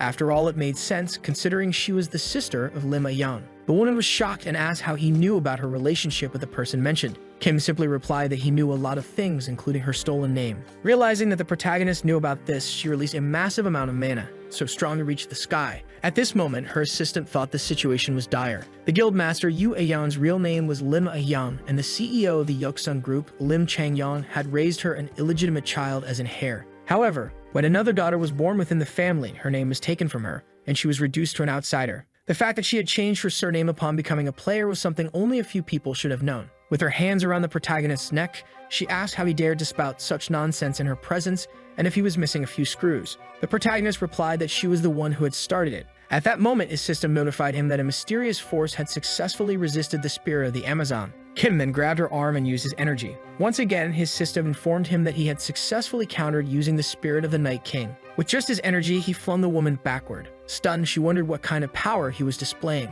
Kim thought to himself that as if resisting the powers of an S-rank player wasn't enough, he had also reversed them. He then climbed the steps toward her, pinning her against the wall. Staring at her, he warned her not to cross that line, and for a moment, the woman blushed slightly. Her assistant, feeling awkward, wondered if Kim had actually said those words. Days later, during the 3rd round, the presenter announced to the public that the 3rd phase of the tests would take place in the Colosseum of ancient Rome. Unlike the 1st and 2nd rounds, which had not been revealed to the public, the 3rd round would allow spectators. People from the industry, participants' families, and even civilians were present in the arena as the audience for the tests. Among the civilians was Yu A-young, disguised as a regular citizen to watch the tests, still blushing because of the protagonist. Among them was also the protagonist's father, who said that thanks to Kim, it could experience something like this. His mother, however, asked if everything would be okay, as she had heard that player tests were extremely challenging. At that moment, a young man told her not to worry about it because Kim was incredibly strong. He added that Kim could defeat all the players with a single strike. This young man, fully confident in the protagonist's abilities, is Hwang Jae-young, his cousin and also the president of the protagonist's fan club.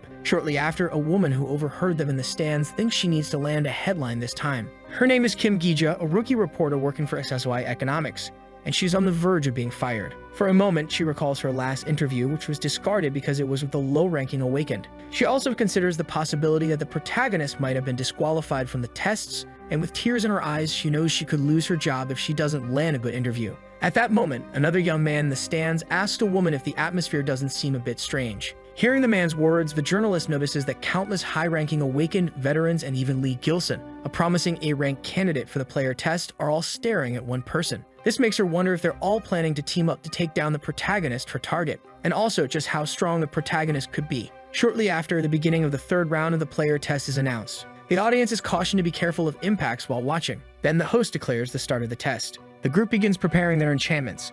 They charge toward the boy, saying they must get rid of him immediately. They claim he alone has defeated 2 S ranks since the 1st round. Because of this, if they go and eliminate him first, he'll probably defeat them all. Soon after, the young man appears in the midst of the attacks, landing a punch on each of them. An explosion occurs and several people fall unconscious. The protagonist, in turn, observes everything in silence. Shortly after, he notices something strange as a spell hits him. Confused, the boy asks what that was. An unknown man comments that while he may have defeated 2 S ranks, letting his guard down was a mistake. For this reason, he would be the winner of the test. However, within seconds, the protagonist defeats Lee. As a consequence, he suffers significant damage. Coldly, the boy asks for the next person to attack him. The entire group begins targeting the boy, believing that sustained attacks will tire him out eventually. Shortly after, Kim points his finger at the group and summons the spirit of the Night King. An intense light appears and a giant monster materializes above the boy. The monster observes everyone around as some of them begin to collapse. The other groups, seeing this situation, become extremely desperate. The people in the stands watch everything in silence. A boy comments that he shouldn't have used that ability in the center. The scene shifts upward, showing several bodies on the ground. Kim, in turn, feels relieved as he has finally ended it. Now there's only one thing left to do. Shortly after, a girl with blue hair appears on the scene. She seems injured from the previous boy's attacks. Kim asks what Lin intends to do, as it doesn't matter to him if she withdraws from the test at this point. She could still choose to repeat the first round. Lin then begins casting her ice magic, forming a giant sphere around the arena. As a result, she traps the protagonist inside it. Lin comments that Kim should worry about himself because this time, what happened before won't happen again. With a cold stare, Kim asks if she's really sure about that. Some time passes during the battle, and the girl is ultimately defeated, collapsing unconscious to the ground. The protagonist remarks that it was expected of her because despite her demeanor, she was still the most challenging opponent. The host then announces that with this, the player tests have concluded and the protagonist is the highest qualifier of the tests. Sometime later, the scene shifts to the president presenting the rewards to the boy. He congratulates him on becoming an S-rank player. Furthermore, he didn't expect him to end the third round single-handedly. Kim says that all of it was just luck. Hearing this, a man remains silent. He then calls the boy again and asking if he would like to join the South Korean Player Association. Kim, hearing this, is very surprised. The man asks him again what he wants. Kim reflects on how much has changed as a sleeper like him became an S-rank and even the highest qualifier in the test. He even received an offer not just from a leader, but from one of the greatest guilds, which is also the largest association in New Korea. For this reason, the more he thinks he understands this world, the less he knows what might happen next. However, there was still something he wished to do. As a result, he ended up refusing the offer, believing that instead of being a member of the 4 major guilds of the association, it was better to work alone. For that reason, he wanted to apologize for not being of help to the man. Hearing what the protagonist said, the man was surprised. He began laughing heartily, saying he had never imagined that Kim would claim to be better off alone, rather than with the great guilds or the association. This showed that the young man truly had a high level of confidence. Because of this, the man suggested he should try something else instead of joining the association. He asked if Kim might be interested in participating in the Asian exhibition games. Sometime later, the scene shifted to the protagonist inside a dungeon, surrounded by numerous monsters. However, they were all defeated easily. Kim felt relieved that another dungeon had been cleared. He then recalled what the man had said about the Asian exhibition games. It was a festival where associations or guilds from each Asian country selected 5 representatives. These representatives would hunt monsters and compete against one another. However, to be chosen, one needed a track record of achievements that showed the monsters they had defeated. A flashback appeared, showing the man saying that given the protagonist's pace, he believed it would be a great option for him. Kim thought that talking was easy because he had only just become a player. To reach the level of merit that others had taken years to build, you would need to hunt monsters in much stronger dungeons. Yet despite clearing all the dungeons that had appeared in Korea over the past month, not only did he fail to accumulate significant merit, but he also didn't grow as he had hoped. As expected, it was all extremely dangerous. Even so, there was no other choice but to go to that place. The scene then shifted to a mansion, where a glass seemed to be falling in slow motion. At the same time, a man appeared to be strangled by someone. The man begged the president to calm down. The enraged man shouted that the Herr Detesa was still in the hospital, and while the culprit had done that, he was walking free at that moment. He asked how he was supposed to calm down under such circumstances. Moments later, the man collapsed unconscious to the floor. At that instant, a girl appeared, saying there was a visitor from the malicious guild. The man questioned why they still hadn't dealt with the protagonist after all the money he had given them. He declared that he would handle it himself, but he was startled when an intimidating aura surrounded the door. An unknown man appeared, apologizing for his son, but insisting it was better to calm down. He asked if Tessa's goal was really to waste time on that kid. Introducing himself, the man said he was the vice master of the malicious guild. He was known as Shadow. The scene then shifted to a portal in another location. Meanwhile, someone seemed to be coming out of it. Shortly after, a man called out to him as he stood in front of a door. The man addressed him as a ranked player and said the alchemists were ready to assist with the auction. He introduced himself as Park and said it was an honor to meet him. He asked if he could possibly get the protagonist's autograph as his performance in the third test had been sensational. Park explained that this was Asia's most prestigious auction district. It held the largest and most magnificent auctions in Asia, offering unparalleled quality items. The district even supported features like automatic translation abilities. Among its many qualities, each point stood out for numerous reasons. However, what truly caught everyone's attention and was considered its pinnacle was its security. Bodyguards, such as those present at the auctions, always play a crucial role. However, the teleportation points constantly changed, and it was impossible to reach the area without authorization. Because of this, there had been no security issues for decades. Observing the situation, the protagonist thought the title of the best security system was well deserved. However, on that very day, a terrorist attack by an S-rank villain would occur there. Sometime later, an announcer proclaimed that the moment had finally arrived. The auction's most coveted prize was about to be awarded. It was a potion that, with just one sip, could increase one's health by 20 points. Meanwhile, who was observing everything from above? It was the protagonist, thinking that all he needed now was to wait for the terrorist. Killing an S-ranked villain would allow him to accumulate more merit. However, the lack of information was still a significant issue. All he knew before returning was that East Point had suffered brutal losses and that the head of the terrorist attack was an S-ranked villain named Narendra. For this reason, he wanted to know who had stopped that man. At that moment, the security guard appeared. Kim, in turn, asks who was in charge of security at that location. The security guard questions why he wants to know, and the protagonist responds that it's just out of curiosity. At that moment, the announcer starts speaking again. He mentions that several S-rank players are present at the location, and they appear to be heading toward a specific area, where they end up encountering the protagonist. An unknown man asks if, by any chance, his name is Kim. The security guard says the man is an S-rank player from Japan and the chief responsible for security at that location.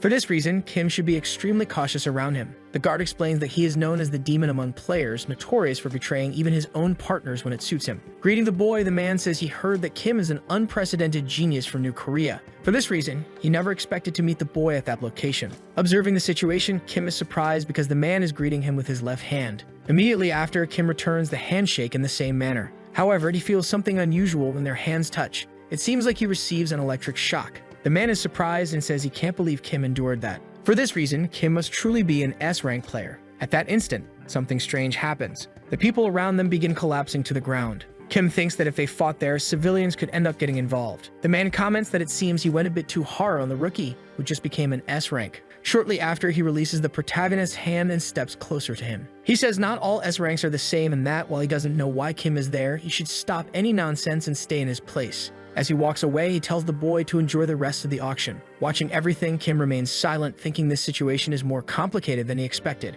The scene then cuts to another building. A group of people appears to be heading toward another group. Someone asks who these people are and how they managed to get inside. An older man replies that it doesn't matter how they got in since there's only one portal control room in the building, and if they've reached that area, their target's to be eliminated. He adds that the task should be left to him because an A-rank player can handle it easily. Time passes. The scene shifts to a monster defeating several people. The older man seems to have been defeated as well, and an unknown man observes him with a menacing gaze. Soon after, more people arrive, and a man comments that there was a setback at the auction. He mentions that the S-rank player from Korea is present at the location and asks what should be done. Nero wonders if that man really thinks he can do whatever he wants, even with him there. For this reason, no one will escape his divine judgment. The scene then cuts back to another location. At that moment, the building explodes. Apparently, the auction inside it is also engulfed in flames. It's revealed that the protagonist is also at the location, and the explosion seems to have hit him. In a matter of seconds, all the buildings appear to be on fire. Returning to the security guard, he asks if the protagonist is okay. He says they need to evacuate immediately. Kim thinks that it doesn't make sense because he knew there would be an attack, but he didn't expect explosions everywhere. Because of this, he wonders how the villains infiltrated and how the bombs were planted. However, he decides to set that aside as there's something more important. Looking ahead, he notices a man holding a weapon and taking people hostage. The man threatens that anyone who resists will get a bullet to the head. In seconds, the man is easily defeated by the protagonist. The security guard, observing this, is astonished. Kim instructs the guard to notify the association about the situation and request reinforcements, because he's going to personally go after whoever is responsible for this chaos. The scene then shifts back to the other location. A man says that these are auction items, not for thieves like them. Shortly after, the unknown man orders everyone to be defeated. A battle ensues with several people already dead. The man eventually opens a chest. Apparently, he finds what he was looking for. It turns out to be an item from the earlier auction. The man thinks he understands why Nero went to such lengths for that potion, even risking his life. Just by looking, one could sense the immense power, and for that reason, he was contemplating the case if he used it. At that very moment, another explosion occurred. One of his companions was thrown back. The man, on the other hand, had no idea what was happening.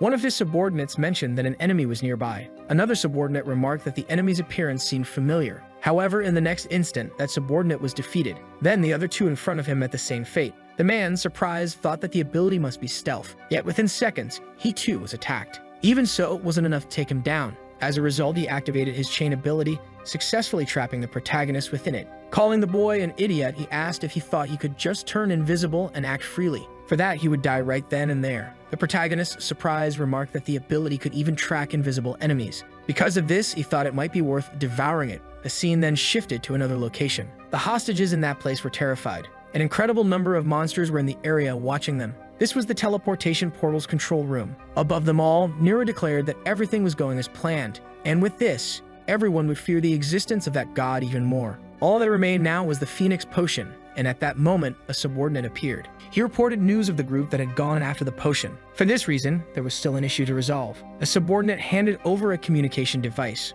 On the other end, someone asked if the person he was speaking to was Nero. Nero, on the other side of the line, asked who was speaking. The protagonist responded that he was the one who had stolen Nero's belongings. He added that if Nero wanted them back, he'd have to come get them in person. Calling Nero a piece of trash terrorist, he left the man completely enraged. Kim then drank the potion, and as a result, his strength and magic increased significantly. At that moment, he mentioned hearing that the potion was of unique rank, something truly extraordinary. His attributes had skyrocketed in the blink of an eye, something he had never experienced in a dungeon before. And by drinking the potion, he no longer needed to worry about it falling into enemy hands. Moments later, a group of individuals arrived at a location where several players had already been defeated. One of them mentioned that another man was supposed to be there according to his last signal, so he wondered if he might have fled. The head of security, however, laughed and asked what they were talking about, noting that the man they were searching for was right in front of them. He then told the protagonist to stop hiding and reveal himself. The protagonist appeared, remarking that it was strange since his invisibility was supposed to be flawless. The man then asked why someone of Kim's S rank would be in that place. Kim, in turn, asked if the man wasn't the head of security and whether he shouldn't be trying to stop the terrorists. Laughing again, the head of security replied that he was after a special item. Hearing this, Kim laughed and said he had suspected something was off. After all, despite the heavy security presence, no one had found the bombs. He also noted that they had infiltrated the East Point, a place impossible to enter without authorization. For this reason, he had suspected a traitor but hadn't expected it to be the head of security himself. The head of security replied that he had warned the protagonist to stay out of it, then lunged at him. However, the protagonist easily defended against his attack. During the fight, the man demanded that Kim hand over the item. Kim replied that if he was truly a villain, he should try to take it by force. The battle intensified with debris flying everywhere. Frightened by the fight, one of the observers told the group that this was a battle between two S ranks, so they shouldn't even think about interfering. Moreover, Ryohei, the head of security, was known as the Demon, and if they were careless, they'd end up dead. During the fight, the protagonist noticed that unlike himself, who relied on sound and intuition, the man could see him even with his techniques. Eventually, despite his invisibility, Kim was struck by a fatal blow. He reflected on the immense gap in their abilities, but it was still not the time to resort to the devouring technique. Then he uses an ability that lifts all of his enemies into the air as if using gravity magic. When they reach a considerable height, he slams them back down with immense gravitational force, causing devastating damage to them. After throwing everyone to the ground, the protagonist searches for the whereabouts of the head of security. However, he doesn't find the man among the others. A voice from the shadows comments that it was a good decision, but invisibility is useless against area attacks. It adds that if he wanted to find him, he should have also protected his own head. At that moment, the head of security charges at the protagonist with overwhelming force and a radiant aura. The impact he creates makes it seem like he has defeated the protagonist. However, as he stands over the protagonist, he realizes that chains are wrapped not only around the protagonist but also his sword. The protagonist coldly remarks that, in the end, the man truly is a fool. This unnerves the head of security, making him realize that the protagonist's previous ability wasn't meant to find him, but to prevent him from escaping his reach. While using his chain powers, the protagonist asks where he thinks he's going. He then hurls his chains at him, pulling him back and striking him with an incredibly powerful punch. With this, the head of security and his henchmen are completely captured by the protagonist. Shortly after, Kim demands an explanation for why an S-rank player would become a criminal for money. The head of security angrily tells him to shut up, saying that if it weren't for Kim's interference, he'd probably be enjoying his success right now. The protagonist interrupts him with an extremely powerful kick to the face, telling him that his tongue is too loose for a petty criminal. The kick is so forceful that it sends the head of security flying. Kim then instructs him to deliver a message to Narendra Nehru. He must tell him that requests for support must already be flooding the associations of every country. Kim then asks if he's aware that with the reinforcements arriving, both he and Narendra Nehru are going to meet their downfall. The head of security, utterly defeated, begins to laugh. He says that, as expected, the protagonist is nothing more than a rookie who knows absolutely nothing. These words leave the protagonist momentarily stunned. The scene shifts to an older man with white hair and a short beard running toward a room.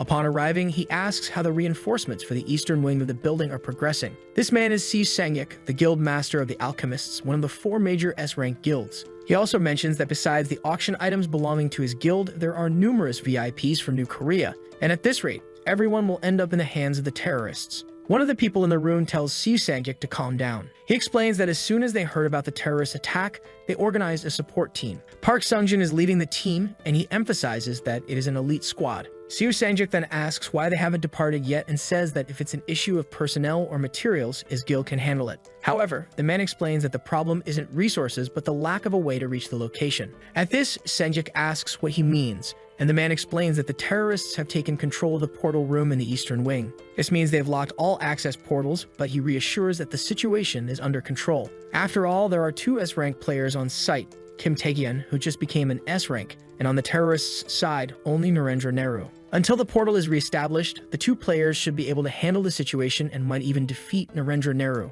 At that moment, a woman enters the room. Upon hearing these words, she responds that such confidence might be valid if the opponent were any ordinary S-rank. This woman is none other than Yu Aeon, a renowned player. Back to the protagonist, the terrorist asks if he's ever heard of the skill Demon's Pact. Kim, however, seems to have no idea what this ability is. The terrorist explains that it's Narendra Nehru's most terrifying skill. It allows him to sacrifice offerings and, depending on their quality, summon demons of equivalent strength. Curious, the protagonist wonders what kind of offerings these might be. Thus, the terrorist asks what else Kim would sacrifice, if not people. Meanwhile, Yu and the others were discussing Narendra Nehru's abilities. Upon learning about his abilities, the men in the room were completely shocked. The man mentioned that at least hundreds of hostages were in Narendra Nehru's hands. An elder added that Nehru was known as one of the most powerful among S-rank players. If he used hundreds of people as sacrifices to summon demons, it would be a massive disaster. At the same time, the protagonist was beating up the head of security. Taking blows from the protagonist, the man began to laugh, saying that Kim might have been lucky so far. But against Narendra Nehru, he wouldn't stand a chance.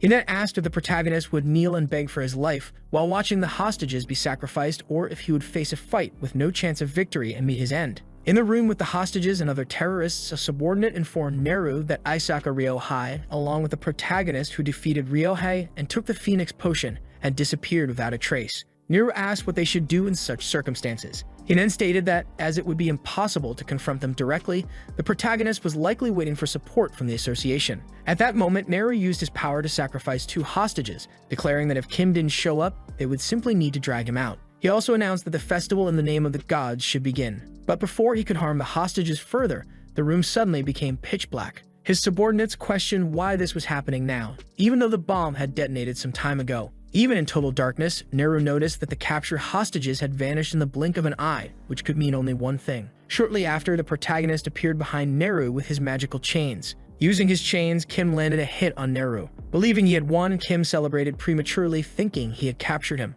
But from the folds of Nehru's head, several snakes appeared to counterattack. These snakes, imbued with fire abilities, caused a massive explosion to protect their master. Despite the explosion, the protagonist managed to evade it. Observing the situation, Kim wondered what kind of madness it was to hide monsters inside one's own head. Near the hostages, one of them asked if he was player Kim and if he had come to save them. Terrified, the hostages begged for help, saying that these monsters had appeared out of nowhere. Another hostage promised a reward if the protagonist saved them. However, Kim told them they were getting in the way and used his chains to fling them to safety. Immediately after, several of the villain's monsters charged at Kim. They seemed to land a powerful hit, but Kim emerged unscathed. Using his previously cast magic, Kim attempted to press the monsters to the ground, but had no effect on them. Even with his abilities, the monsters managed to move and counterattack, leaving Kim shocked. As the monsters swarmed toward the protagonist, Nero laughed and called him knave. He explained that the creatures born from his demonic pact were entirely different from the monsters Kim had faced so far. Thanks to his pact with the demon, Nero had total control over all the monsters he created. His power made them much more resistant and far stronger than ordinary creatures.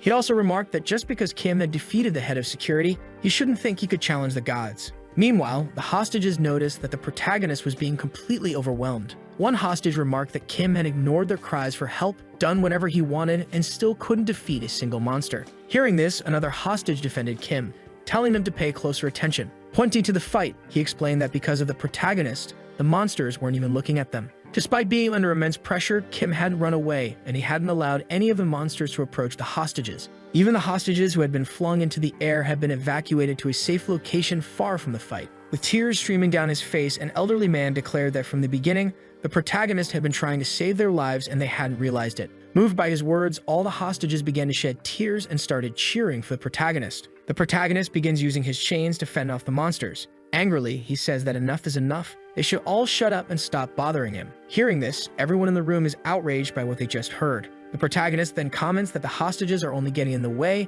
and that these monsters seem endless. He adds that it's so disgusting he can barely stand it. Hearing these words from the protagonist, the hostages appear angry at his remarks. Meanwhile, Neru bursts into laughter and asks if the protagonist has already admitted defeat. At that moment, the protagonist calls out for player part Jianwon, who has again appeared to end this mess. Shortly after, Jianwon enters the room, prompting the terrorist leader to question his identity and how long he has been there. Entering the room, Jianwon apologizes to the protagonist for the delay and declares that the real fight is about to begin. Moments earlier, after Kim defeated the traitors, he told Jianwon that the escort squad was actually aligned with the terrorists. Jianwon asked if all of this had happened while he was still outside. Kim replied that his current concerns lay elsewhere. He explained that the portal control room was likely infested with monsters. If it were just the monsters, it wouldn't be too problematic, but the monsters wouldn't just stand by idly. More importantly, the hostages might get caught up in the fight. That's why he needed Jianwon's portal manipulation ability. Jianwon hesitated, saying he'd like to help but couldn't locate the exact point, which made accessing the association impossible. Hearing this, the protagonist assured him it wasn't a problem. All he needed was one thing: to get rid of all the monsters in the room. Back in the present, Jianwon opens portals in the room, sucking the monsters into them. Watching this scene, Neru becomes visibly stressed and demands to know what's going on. Jianwon reflects on how insane this plan sounded when he first heard it, but now he can't believe Kim made it work. With the plan succeeding, Jianwon realizes only the terrorists remain and thinks victory is within reach. However, Kim shouts his name, telling him his role here is done. He should take the hostages and leave the area. Hearing this, Jianwon appears reluctant, saying he wants to stay and fight alongside him. But the protagonist insists, explaining that his opponent is now an S-rank player. From here on out, he won't be able to protect anyone during the fight. While Jianwon evacuates the hostages, the protagonist and Neru prepare for their final battle. The battle begins with Neru using explosive snakes to attack. However, Kim manages to evade the explosions. Dodging the attacks, Neru starts using the rocks in the area to strike at the protagonist. As he relentlessly attacks Kim, Neru asks if he really thinks he's an S-rank. He mocks Kim, questioning whether a kid like him could possibly stop him. Neru then lands a fire-based snake attack on the protagonist, sending him crashing to the ground. Afterward, Neru declares that it doesn't matter how many monsters Kim defeats or how many hostages he saves. If he can't defeat Neru, all of his efforts will have been in vain. While Kim lies on the ground, Neru calls him a filthy heretic. As punishment for defiling God's name, Neru says Kim must pay with his life and orders his remaining monsters to attack him. Just as the attack is about to hit, the protagonist starts laughing and asks what all the shouting is about. Still lying down, Kim tells Neru that he's the one who's about to meet God. At that moment, the protagonist unleashes all the energy he had been suppressing during the fight. This leaves Neru completely stunned, wondering if Kim had been hiding all this power the entire time. Laughing at the protagonist, Neru admits that Kim might actually be a first-rate sacrifice. But he adds that Kim isn't the only one with tricks up his sleeve. Kim hears coughing noises and looks around, noticing 3 of Neru's henchmen in bad shape. One by one, the 3 begin to disintegrate. Neru recites the words to complete a ritual sacrifice using the lives of his henchmen. As a result, an S-rank skeletal dragon with a green aura materializes. Meanwhile, Jianwon is battling other henchmen to keep the hostages alive. One henchman asks what's up with these people, while another suggests they must have escaped from an upper floor. Thus, the man said that since they had escaped from above, there would be no problem in taking their lives. But before they could do anything to harm the hostages, their lives were taken as sacrifices for Neru. Still fighting, Kim continued to be increasingly pressured by the dragon. Riding on the back of the monster, Neru told Kim that dragons remain the strongest. Desperate to survive, Kim attached a chain to the ceiling to pull himself to the next floor of the building and escape. At that moment, he wondered where that monster had come from. However, with little time to think, the monster appeared before him once again. Before Kim could react, the dragon struck him with its tail, sending him flying. Meanwhile, Neru shouted frantically at the protagonist to die. Momentarily, Kim tried to use a power against the dragon, but it had no effect on the creature. With this failed attempt, the dragon unleashed its green flames, completely obliterating the area. Observing this, Neru remarked that it was unexpected that despite receiving such a powerful attack, Kim had still managed to survive. At the same time, the protagonist clung to the walls with his chains, but he was in a devastated state, completely battered.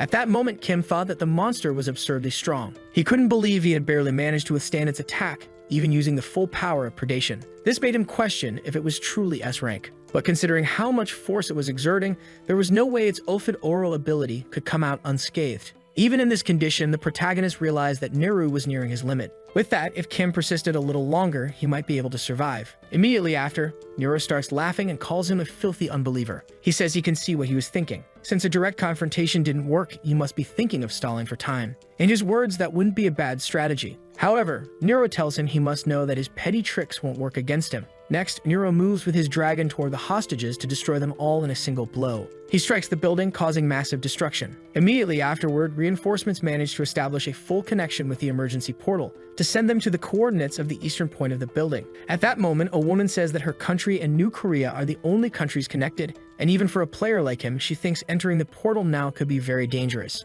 Hearing this, the player says that's nonsense. And he also tells her to think about how much danger the boy must be in at this very moment. This leaves the woman a little thoughtful, and the man says they will enter the eastern point right now, and that they will take out some terrorists and rescue their companions. On the other side of the portal, the hostages attacked by the dragon are miraculously still alive, and right in front of them is the protagonist fighting to protect them. Laughing, Nero says he already expected the protagonist to make the choice to protect them, and in that case, he tells him he should burn to ashes. Seeing the protagonist in dire straits, the man tells him not to worry about them, and asks what good it would do if he ended up losing his life. Hearing the man's words, the protagonist thinks he's right. Since he cannot win in a direct confrontation, the only way to defeat Nero is to push him to his limit, but even so, he still cannot give up. With this in mind, he thinks about how he could save all the hostages. While pondering a way to save all the hostages, he suddenly hears a voice in the background saying they couldn't bear to watch this any longer. Hearing these words, the protagonist looks behind him in astonishment, but sees no one other than his fallen companion on the ground. Then something strange happens to his power.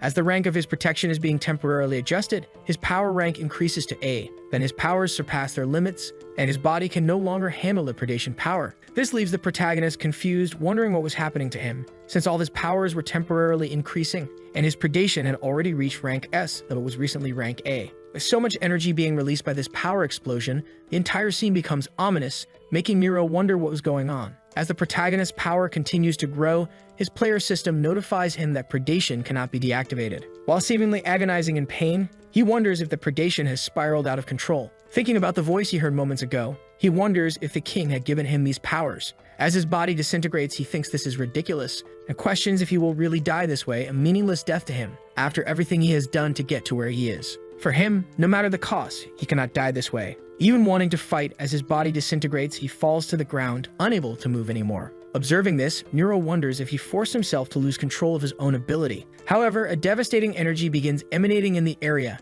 making him question what kind of ridiculous amount of energy this is. For Nero, the hardest thing to understand is that the protagonist couldn't handle the power of the ability and passed out. Yet he wonders why the ability hasn't stopped even though the protagonist is unconscious. Nero then asks how a mere filthy unbeliever dares to do this, and says that if he intends to kill himself to oppose a god, then Nero will kill the protagonist with his own hands. He then advances with his dragon toward the young man, but a blast of power is launched against him, and his dragon loses one of its legs. Nero is confused and wonders what is happening. Soon after, the old man realizes that the protagonist is still standing, and that around the building there are several enormous, furious monsters. Kim Tae-hyun laughs as he remembers the man calling himself a god. Frightened, Nero questions who that person is, as that is no longer the protagonist. The young man in turn says the old man shouldn't worry about it because he was already dead. Then he uses his new ability, striking Nero and his dragon directly. Momentarily, the protagonist finds himself in his subconscious. After that, he is bound by chains. He questions whether it was stone skin or paralysis. A demonic entity appears above the boy. While in agony, Kim Tae-hyun says those were his abilities. The demon laughs upon hearing that, mocking the fact that the power never belonged to the protagonist, and that he must pay the price for what he consumes. The creature then advances toward the boy. However, the protagonist falls out of his bed, and wonders if it was all just a dream. He then notices he has no injuries and that his right arm, which had collapsed due to consumption, is also fine. Shortly after, Sung-jin enters the room. While they eat lunch, the man says that the house was prepared for the boy by the association, and by the alchemists as a response to the terrorist incident. He then mentions that Ryo-hai had been arrested and that, considering the scale of the terror, many people had survived, and that the boy's relatives had visited him. Sung-jin then comments that the medical results showed no health issues for the young man, and that he stayed because he was concerned about the minors. The protagonist remains silent, and says he clearly lost consciousness while fighting the Golden Alpid. He then asks the man what had happened. After defeating Nero, one of the civilians asks what that entity had done to the protagonist. Kim Tae-hyun uses his ability, and the man begins coughing up blood. Shortly after, the demon smiles and says it will retreat for now, and then the boy faints. After some time, Sung-jin and his men arrive at the scene, confirming that there were survivors. A woman mentions that everyone seemed to have lost consciousness without any life-threatening issues. However, the miners and the golden op-ed are missing. While holding the protagonist, the man wonders what happened there. Afterward, Sung Jin says the survivors only remembered the boy trying to stop the golden op-ed but couldn't recall the details, as if something was interfering with their minds. The man stands up and says he believes it to be the work of those miners. As he leaves the room, Sung Jin tells the protagonist to take care of himself, and that if more information came in, he would contact him. Kim Tae-gyeon then thinks about how his arm had regenerated even after collapsing due to excessive consumption, and that perhaps the golden op-ed was also affected by the consumption. After that, Sung Jin reappears, saying the boy had another visitor. And then Lim Aeong enters the room holding a basket of fruit, placing it on top of the boy's food. She then asks if the protagonist is okay because she heard he was injured, and that he had saved many people during this recent terrorist attack, facing two S-rank opponents. The girl gets irritated and crushes an apple, saying the protagonist should be arrogant. Kim Tae-gyeon asks what the young woman is doing there. Lim Aeong gets nervous and replies that she was there to visit a sick person. Then she wonders what that incredible aura around the boy was. And then someone knocks on the door. The protagonist wonders who that person might be. Afterward, Sis appears. Lim Aeong asks what she was doing in the protagonist's house and how she knew his house's password. The woman responds that the password was provided by the association. Shortly after, Sis grabs the protagonist. Lim Aeong questions what the woman is doing and says it's a crime because the boy is still a minor. Kim Tae-hyun frees himself from the woman and asks what she is doing there. Sis replies that she is just visiting a sick person and says she brought a gift. The woman then asks if he was aiming for the Asia-friendly games, and that despite his achievements in the Eastern Point, he was still in 30th place in public merit, needing a significant score to qualify for the top 5. Sis then says she will give him the double dungeon. In a mysterious location, a man asks about the whereabouts of the golden op-ed, but his subordinate responds that they still had no confirmation, and questions whether they should report it to the boss. However, the man says there is no need, because they had already achieved their purpose and he was merely a hired gun. A massive ship corners a small boat. The captain says they must lay down their weapons and surrender immediately. However, the ship is quickly sunk by the mysterious man, who in turn says the protagonist is very intriguing. At the headquarters of the Giga Nightwalker, people become excited to see that Kim Tae-hyun is participating in the raid. Sis comments that even if they grant the boy raid rights, the item distribution and team composition will still be decided by them. The protagonist is surprised to realize that the gift he received was the unlocking of the Fire Temple. This temple was the entrance to the Scorching Flame, the country's second double dungeon discovered. Before the regression, the Nightwalker Guild succeeded in their raid but suffered near total devastation. Considering the risk, a significant increase in growth and public merit is guaranteed. But the protagonist thinks that with all that support, a double dungeon raid like that shouldn't have any failures. Approximately 300 members were assigned to the mission. However, only the boy and Sis would go on the mission. Kim Tae-gyeon asks why only they are going, and the woman replies that this is a date. Upon entering the portal, the girl is amazed because in front of them is a massive crater. She comments that the vibe in this place feels different from a regular dungeon. She then asks the protagonist if double dungeons are always like this. Kim Tae-gyeon responds that at least the apocalyptic dungeon he was in was like this. He warns her to be cautious as there are likely traps or monsters.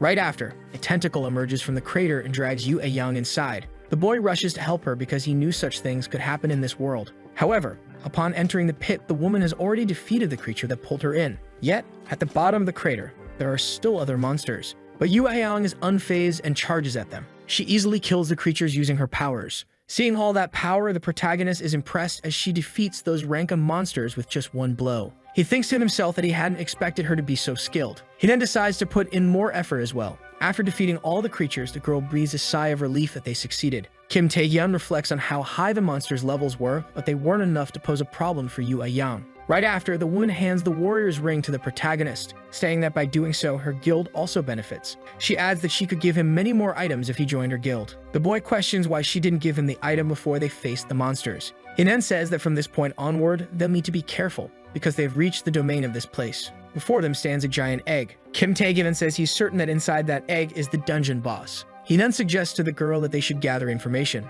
But without hesitation, the woman rushes forward and breaks the egg. After the explosion, the protagonist asks if she's okay. Yu A-young turns with a sinister look, but then she smiles and says she's fine. She remarks that judging by its strength, the monster appeared to be lower rank S, though she hadn't expected to break it with just one blow. Right after, a glow emerges from the egg. The monster inside speaks, saying it has interesting guests. Then a phoenix appears. a monster with regenerative abilities and such immense resilience that it could be mistaken for an immortal being. Kim Tae-hyun is startled to realize the dungeon boss is a phoenix. He then asks Yoo A-young to be careful because the creature has mind control capabilities. However, the woman charges at the boy as she's already under the phoenix's control. The boy dodges her attacks and uses his demonic powers to counter her, urging her to come to her senses. After this, the woman throws an energy sphere at the protagonist. The phoenix observes the situation from afar, laughing as it remarks how humans are always such fools. Magical chains suddenly appear, binding the woman. The protagonist declares that he now knows who is responsible for the annihilation of the Nightwalker Guild's squad. He then uses a physical attack on the woman, causing Yoo A-young to faint.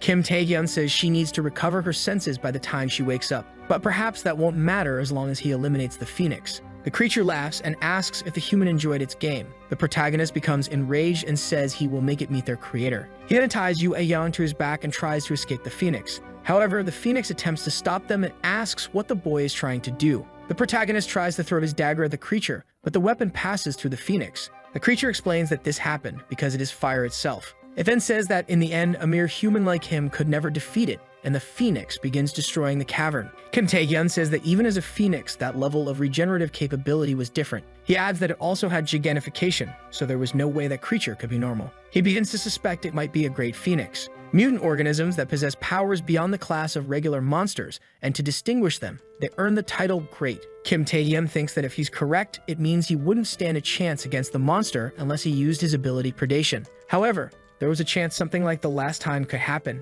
so he couldn't use it unless it was the decisive blow. But the boy knows he wouldn't stand a chance of winning without predation. Shortly after, Yoo A-young wakes up from her fainting and asks what is happening. The protagonist tells her to stop moving. Then they begin to argue and the girl says she won't fall into the phoenix's control again. Shortly after, the creature tries to attack them and asks how they dared to be distracted in its presence. After that, the protagonist unties the woman from the chains so they can fight together. He warns her not to fall under the phoenix's control this time, and Yoo A-young thanks him for his concern. The creature becomes irritated, saying they didn't understand that they stood no chance against it. Kim Tae-hyun takes the lead, and the party members' stats increase. Yoo A-young says it's time and decides to use her ability, causing damage to the phoenix. The protagonist is completely surprised to see that. The girl then uses her Amazon Spirit transformation. There's a concept of going berserk, triggering the reverse flow of mana for all abilities. Most people avoid using it because it can cause permanent damage to the body, but she can control this power even for a short period of time. She then throws her spear at the phoenix, managing to wound the creature. Before it can regenerate, Yoo A-young charges at it, landing a punch followed by a kick.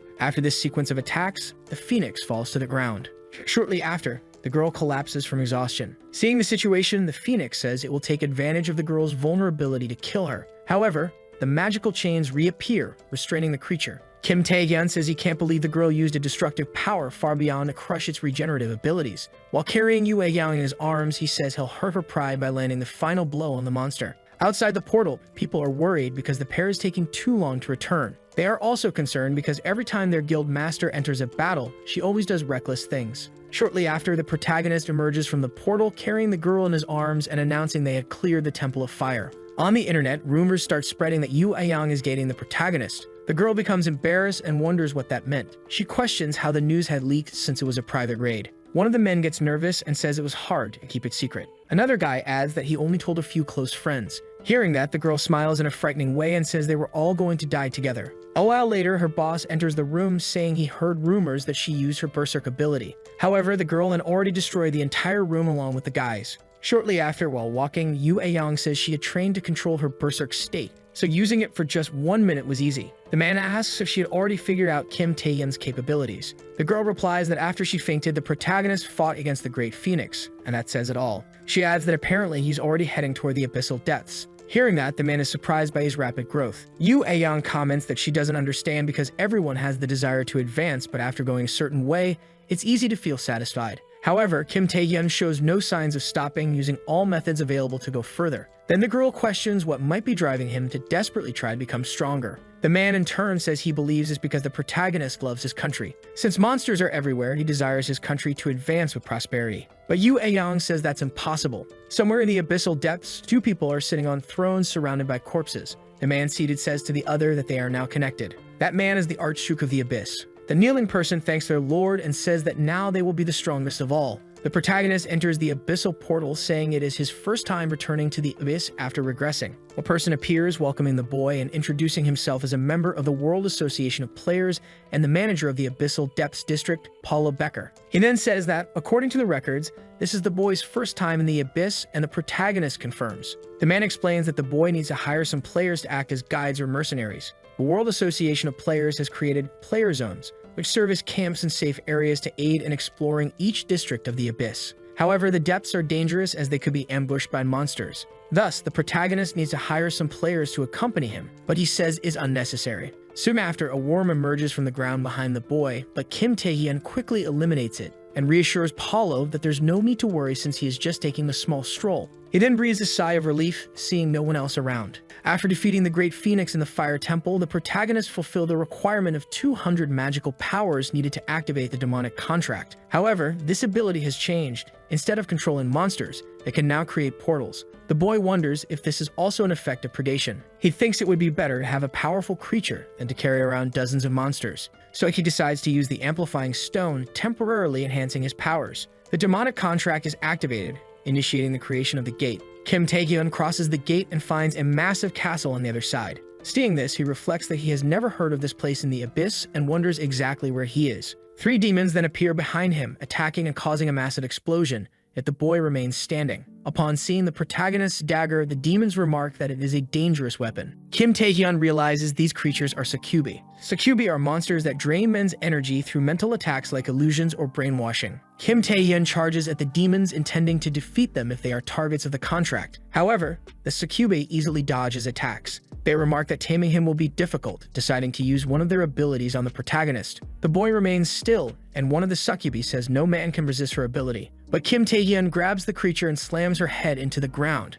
The other demons look at this in shock. The protagonist then points at them and commands them to bow their heads. The succubi are forced to lower their heads to the boy. One of the demons asks how a human could resist her mind control. Kim Tae-hyun responds that being interested in monsters is abnormal. He then says they should make a contract. To form a monster summoning contract, one of 2 conditions must be met: giving the monster what it desires or forcibly seducing the creature. The protagonist thinks this will allow him to command some monsters. However, he discovers this is not the goal of his contract. Upon learning this, the boy is surprised. Suddenly, several succubi appear behind him, saying he will make a great gift for the queen. Inside the castle, several bodies are hanging from thorny vines. One of the queen's maids notifies her that a human has invaded the castle. The queen laughs and says she'll have some entertainment. Inside the castle, an explosion occurs. Several succubi are chasing the protagonist. They intercept him, seemingly trying to seduce the boy. But at that moment, he invokes his ability, successfully countering the spell and defeating them all. Observing the situation, he concludes that if the succubi are not the contract target,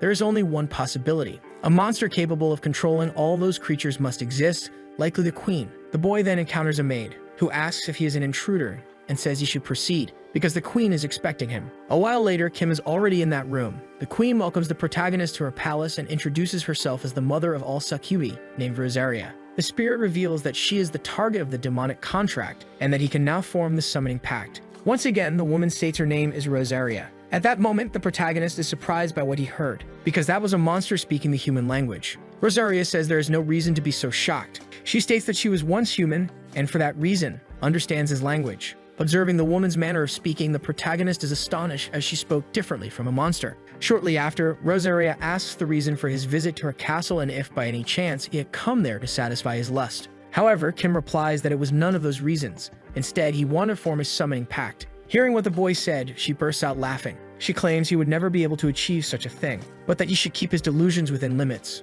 Shortly after, the succubus seems to start attacking the protagonist, who then says it was just as he had thought. In the same instant, he invokes his ability, managing to defend against the attack, saying he would have to handle it with his own power. Once again, the succubus tries to attack the boy, who then manages to dodge all her attacks and even counterattacks her. At that moment, he leaps forward, attacking the queen once again. But suddenly, his chains are broken, leaving him very surprised by what he saw. The woman begins to laugh, saying it was very amusing. Shortly after, she snaps her fingers and something extremely strange starts happening. The protagonist feels like he is falling into a bottomless abyss. At the same time, a view of some buildings appears above him. Surprised, Kim wonders what it is as he can't apply his abilities to his equipment, and moreover, the central space seemed to have shifted. Observing the situation, Kim thinks it must be an illusion. However, he wants to know when exactly he fell into it. Meanwhile, the queen is observing everything coldly. She says he has been hypnotized from the beginning and for that reason has always been in her grasp. Meanwhile, Kim is still hallucinating in the middle of that water, thinking he really needs to escape from it.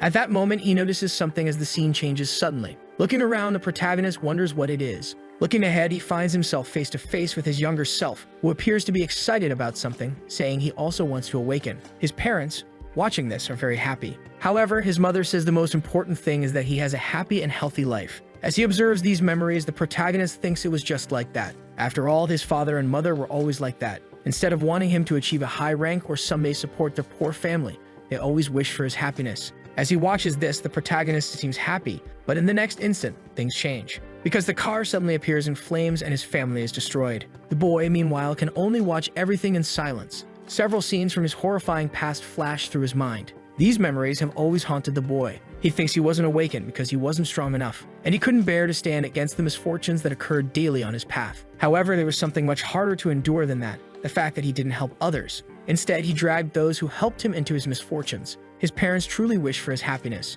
but to be happy, he needed more strength. The scene then shifts back to the present and the system alerts him that an ability has been detected. As a result, the queen's hypnosis is confirmed and he attempts to resist using that mysterious power. However, the attempt fails and as a consequence, his stats are reduced. Thus, he is unable to use his chain ability and the rest of his abilities are blocked as well. However, there is one ability he can use, predation. At that moment, Kim uses it and all those horrible memories start to disappear. Observing the situation, the queen says it's very surprising because he still intends to survive even after facing all that. However, there are some things that don't seem right. In some memories, he appears older than he is now. Additionally, there are memories with outcomes that are opposite to the current timeline. For that reason, the boy probably has many secrets, and so she wants to know what he has to say. As she observes, the woman begins to laugh, but suddenly she becomes surprised, and a light begins to envelop the area with an unknown person appearing. Seeing them, the queen assumes that must be the king. However, everything is shattered in a matter of seconds. The protagonist, standing behind the woman, says she was spying on someone else's memories,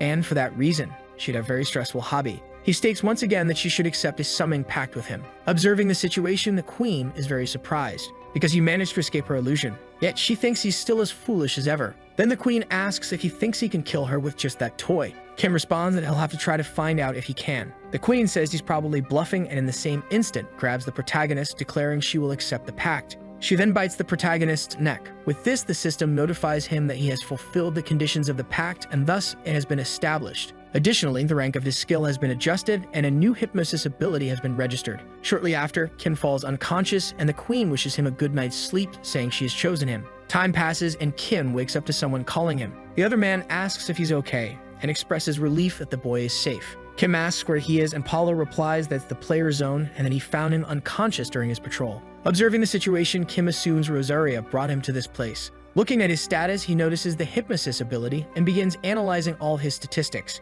He confirms it was as he suspected. It wasn't a dream. Additionally, he has a new ability, hypnosis, and with the succubus's summoning, he could even face opponents at the level of an entire nation's strength. However, he still wishes to know what suddenly changed her mind. Furthermore, she told him to sleep well in their last moment together, revealing that she also knows about the king. Shortly after, Pablo calls for the protagonist, asking what he plans to do now, suggesting he might hire a player to act as his guide. Kim thanks him for his concern, but says everything is fine, as he has finished his business for now. For this reason, he will rest and return home, and the scene shifts to a hospital. A girl seems to be leaving the hospital. Soon after, someone congratulates her on leaving the hospital, asking if she's feeling better. The girl says not only is she fine, but she has also beaten up a few people. The man responds that something more important has come up, saying he has news that might interest her, because the protagonist has returned from the abyssal depths. The woman is surprised, noting that he returned very quickly. The man explains that the place is called the Tomb of Rank S for a reason, but his return isn't the primary concern about that place. The issue is that he encountered that person from before,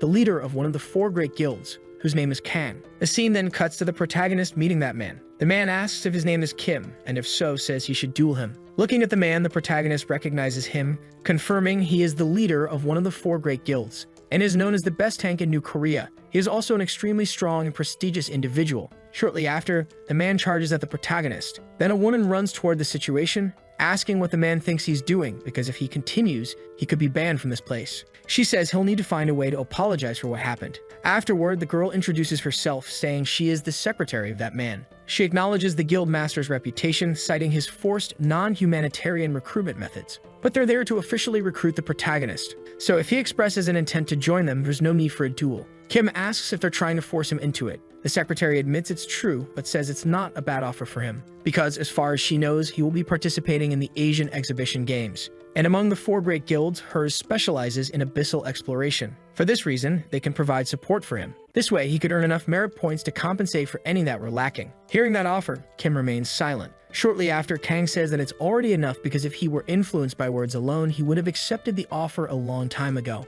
However, Kim replies that it's not true because he had indeed changed his mind. Kang then asks if, by any chance, he's planning to join his group. But the protagonist questions what kind of nonsense he's talking about. He says they would truly do things his way, and for that reason, Kang would have to defeat him if he really wanted him to join the group. Hearing what the boy said, Kang becomes very excited. The scene then cuts to an arena where several people are trying to interview the protagonist. They ask why he accepted the duel with Kang. Hearing all those questions, Kim stays silent, thinking how irritating it all is. Shortly after, an unfamiliar girl appears. She says she needs to talk to the boy. Kim then takes the woman by the hand. He says it's been a long time since he last saw her, assuming they must have met during the players' tests.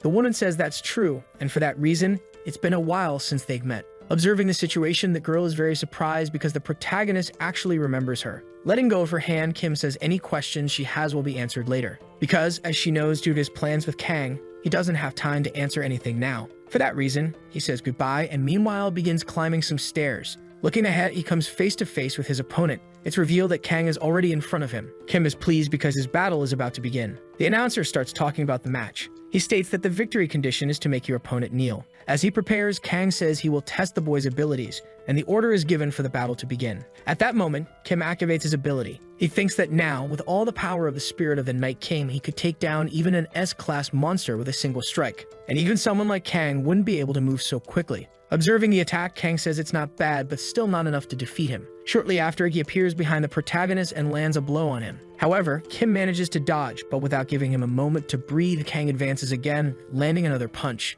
Again, the protagonist manages to defend the attack, but it's still not enough, because Kang doesn't give him a moment to catch his breath. He advances again, delivering another kick to the boy's face.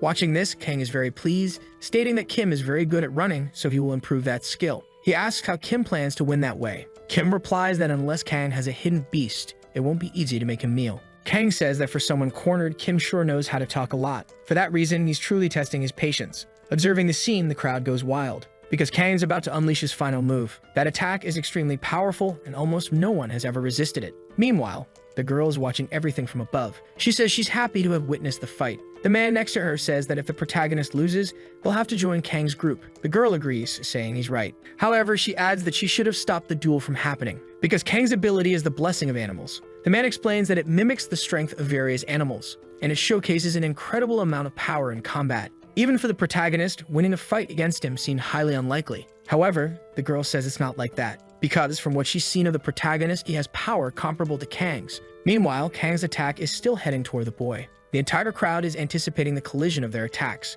but within seconds, something unexpected happens. Kang is simply defeated. The crowd watching is stunned, because the man who had never knelt is finally beaten. However, the audience demands another fight, claiming that the result doesn't count. For that reason, they argue the fight is probably invalid. Meanwhile, Kang is deep in thought about his defeat. The protagonist thinks he's happy with the ability he used, because it worked perfectly. Observing the situation, Kang is extremely frustrated, because he truly lost. Additionally, the protagonist using mind control ability, and for that reason, he never saw it coming. Right after, Kang demands everyone to shut up, stating that he didn't know what ability that was, but losing was his failure, and thus the result was what it was. For that reason, they should calmly accept the outcome of that fight, and if anyone is dissatisfied, they should face him. Observing the situation, another girl comments that losing to the protagonist really irritated her, and that for Kang to kneel like that, the protagonist must have an incredible ability. For that reason, the boy never ceases to amaze her. Shortly after, the man appears in front of the protagonist. Kim extends his hand and says it was a good match.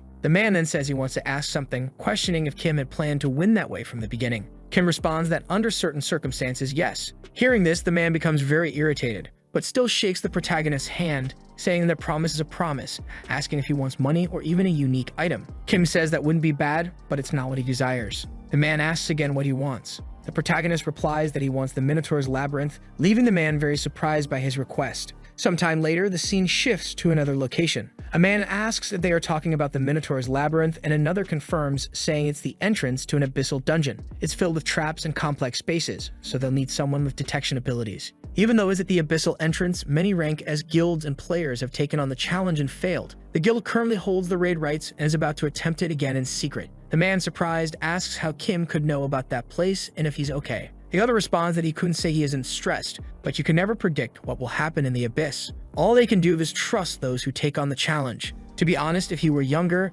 he would also participate. He reflects that his current concern isn't the difficulty of the dungeon, but rather the people involved, and he hopes his worries won't come true. At the same time, a group begins contacting the president. Apologizing for bothering him, they state it's an urgent matter. They mention that the Japanese Hunter Association has reached out to them. Another boy, surprised, asks what they are talking about, as the issue should already be resolved. Shortly after, a girl mentions that the saint has sent an invitation to a player named Kim. Sometime later, the scene shifts to the control room of the Great Association Gate. A countdown begins. Amid it all, the protagonist observes everything in silence. Shortly after, the order is given and the entire group heads toward the portal. The scene then cuts to inside the portal, where a battle is underway. Kim is defeating the monsters. Soon after, a man appears saying Kim's abilities are impressive and asking if he likes the weapon he was given. Kim replies that it's not bad, but mentions he had to send his weapon for repairs anyway. The man explains that he planned to tell him that if he joined the guild, because having the protagonist on the raid team benefits them, and it didn't seem fair to use it as a reward for that bet. Kim thanks him and then asks if he's sure about the Minotaur's labyrinth raid. Everyone has failed to defeat the Minotaur in the last 30 years, and without special measures, it won't be easy. Shortly after, a girl appears, asking him not to worry, because everyone participating in the raid is at least a rank B player. They've already been defeating monsters steadily without rushing. Additionally, the guild's vice leader has been detecting and removing all the traps in the labyrinth. Furthermore, they found some clues about the labyrinth raid a few months ago. Hearing this explanation, Kim states that this only means one thing. The man explains they discovered the corpse of a monster, apparently from the labyrinth, in the abyssal depths. A giant Minotaur's corpse with the same tattoos and patterns found throughout the labyrinth. Additionally, when they touched the corpse, all of it, except for the horn, turned to dust. Because of this, if the monster truly comes from the labyrinth, they could use tracking skills to follow its trail. Sometime later, the scene shifts again. The protagonist group seems to be heading toward a specific location. Shortly after, they arrive at their destination, the end of the labyrinth. Before them, the statue of a giant Minotaur was observing them. The other man, confused, asks where the boss is, and the man replies that it seems they need to complete the horn of that statue.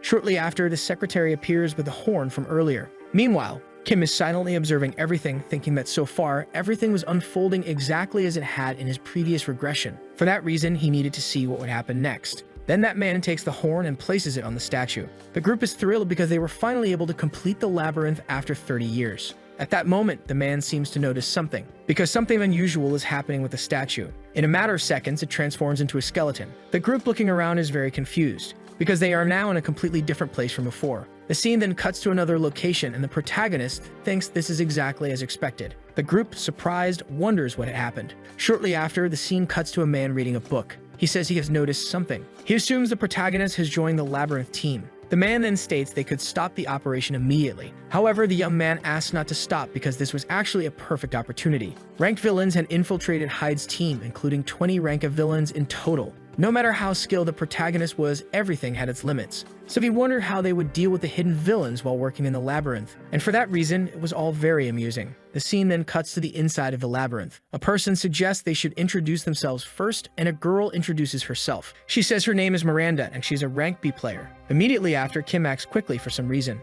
In that instant, he kicks the girl, saying she's a villain. Kim is the youngest rank as individual in existence. People were always curious to know what kind of person he was. Supposedly, he was a hero like a guild master, always acting as a reliable shield on the front lines, or maybe even a saint, as the rumors suggested. He sacrificed himself to save the citizens of the Eastern Point, which was very unlike someone like him. There was no doubt that the protagonist was an incredible person. The boy observing the scene is surprised because he's witnessing the protagonist assaulting the woman. The young man, confused, asks what Kim had done. Kim responds that the girl is a villain, so he shouldn't worry about it. Drawing his weapon, the man says that's a lie. He then fires the weapon at the protagonist. Dodging the bullets, Kim says it's the truth. However, the man refuses to listen, thinking Miranda was a precious comrade who had been hunting monsters and exploring with them for a long time. For that reason, there was no possibility she was a villain. It was completely impossible. Approaching the girl, the man asks her to wake up. At that moment, the girl punches the man, telling him not to touch her. Immediately after, a group of adventurers appears behind the protagonist. However, that wasn't enough. Kim easily dodges the attack. He wonders who would think there would be 3 villains in total. and for that reason, he decides to take them all out at once. Then the girl seems to prepare for battle, saying it's very strange, because even among the individual's comrades who had been with them for years, no one had been noticed. Asking how Kim knew all this, the boy tells her not to worry because it wasn't a matter of her actions. The truth is that Kim had come from the future. Hearing the explanation, the girl says she doesn't care and immediately charges at Kim. She manages to deliver an attack which Kim narrowly avoids. Shortly after, another comrade interferes in the battle. Another also charges at the protagonist. However, Kim narrowly evades the attacks. At that moment, a chain is invoked, successfully binding 2 members of the group. However, the girl is still in the battle. Kim notices this and successfully anticipates her attack. Surprised, the girl wonders what happened. She states she didn't know Kim was that strong. Her ability causes vomiting, paralysis, and hallucinations when her nails make contact. Even an S-class player couldn't escape her magic, and she had definitely scratched the protagonist's face at the start. Even so, he hadn't suffered any effects so far. At that moment, Kim ended up apologizing for something. Then he invoked his ability, stating that this type of poison did not affect him. The girl, in turn, became very frightened by the power before her. At the same instant, the attack hit her. Time passed. The scene then cut to that crazy guy again. Surprised, he was observing something ahead. He realized that the protagonist was standing before the girl, who apparently was defeated. Irritated, she began to insult the protagonist. At that moment, Kim grabbed the girl by the head. Apologizing, he said he didn't have time to play with her, and for that reason, they were going to do something fun. At the same instant, Kim activated his hypnosis ability. He began asking several questions about her group. The girl then started to fall under hypnosis, revealing that there were 20 infiltrators, including Rank S members, and their objective was to sabotage the Labyrinth raid. The scene then shifted to another location, where several flowers were stained with someone's ketchup. A secretary, observing what was in front of her, looked very surprised. They were apparently trying to kill that man from earlier. The scene shifted back to the protagonist, who was with the woman who seemed unconscious. Sieg thought there were 5 Rank S villains and was sure there had only been 3 before he returned to his world. There had also been an incident involving a gate breach. The future was changing little by little. He supposed this might have happened because of his return. Kim said that in any case, they now knew their goal, and for that reason, they should join the other group. So the two began walking toward that group. Meanwhile, the other guy was still in disbelief that Miranda was really a villain. He wondered if the protagonist had known all of this from the beginning. Kim then said that the way out of there was simpler than he had imagined. That place seemed completely different from before, but was still part of a labyrinth. Therefore, there should be a passage connecting to another space somewhere else. And since it connected to various spaces, it might not reach it all at once. However, they kept passing through doors, it would eventually find that group. At that moment, the boy began to speak, saying he had a question. He questioned why Kim hadn't told the others about this. Because if he had told Master Tagilda about the villain's infiltration from the beginning, none of this would have happened. After that, the two started staring at each other. The protagonist then responded that it was foolish to think that way because it didn't depend on him. Moreover, that other man already knew all about it. The scene then cut to another location, where that guy seemed to be fighting a group of people. He asked what they were doing, as this joke was going too far. Then the secretary had to intervene in the situation. But within seconds, another adventurer appeared to intercept the girl. The man noticed this and immediately protected her from the attack. He then remarked that this was like being in hell. The secretary, worried, asked if he was okay. However, the man asked her to just stay back because he would handle everything. At that moment, he activated his ability and a battle began to unfold. The secretary said there was no need to protect her because she could fly as well. However, the leader said she shouldn't do that because she couldn't handle those people. Shortly after, the other man said the girl was right, because he didn't have the luxury of protecting others in that situation, since all this time they hadn't been hiding their powers. Shortly after, that guy's lantern broke. From within it, an unknown creature emerged. The man then remarked that everyone there was at least rank A, with 4 of them being rank S, and they had all done this to kill a man. The man, surprised that they had made many preparations and thought he had a good eye for people. The other man then told him not to worry too much about it, because the evil guild had been working on this plan for years. Therefore, there was no way someone as foolish as him could have uncovered it. The man, irritated, supposed the protagonist was really right about this,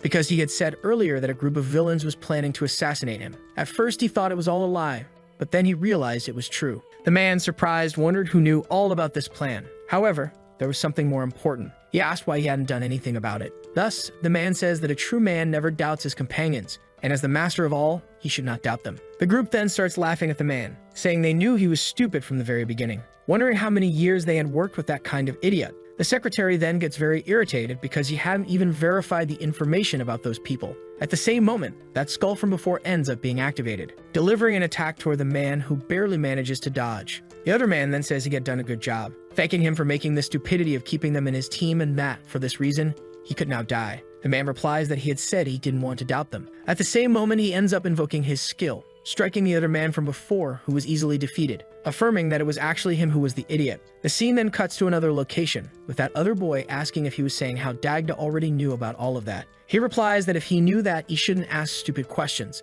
The scene cuts again to another location, where the protagonist is now in front of Kang, asking if he will still leave him lying in the same state as before. Kang then gets up, asking if he didn't think he had seen all his power, affirming that he shouldn't worry because he already believed in the protagonist. However, he never said he would leave it that way. Now it's just the way he wanted. It is revealed that the group had already been brutally defeated. The other boy observing this is surprised. Kim then ends up entering that portal. Thus, he comes across that other man from before. The man asks if Kim hadn't seen the other group, and the boy replies that he hadn't. And given the situation, he only noticed the path ahead, ignoring the rest of the group. Asking what the man was planning to do at that moment, the man remains silent, saying it was frustrating, but he would have to retreat for the moment, because there could still be more villains, and even if they reached the end of the labyrinth, the boss had not yet appeared. And as frustrating as it was, the only option left was to find an escape before suffering more damage. For this reason, he wanted to apologize to the protagonist because that wouldn't have happened if he weren't so stubborn. Shortly after, Kim says that as long as he knows that, it's enough. The man, irritated, says he went out of his way to apologize, and yet the protagonist was treating him like that.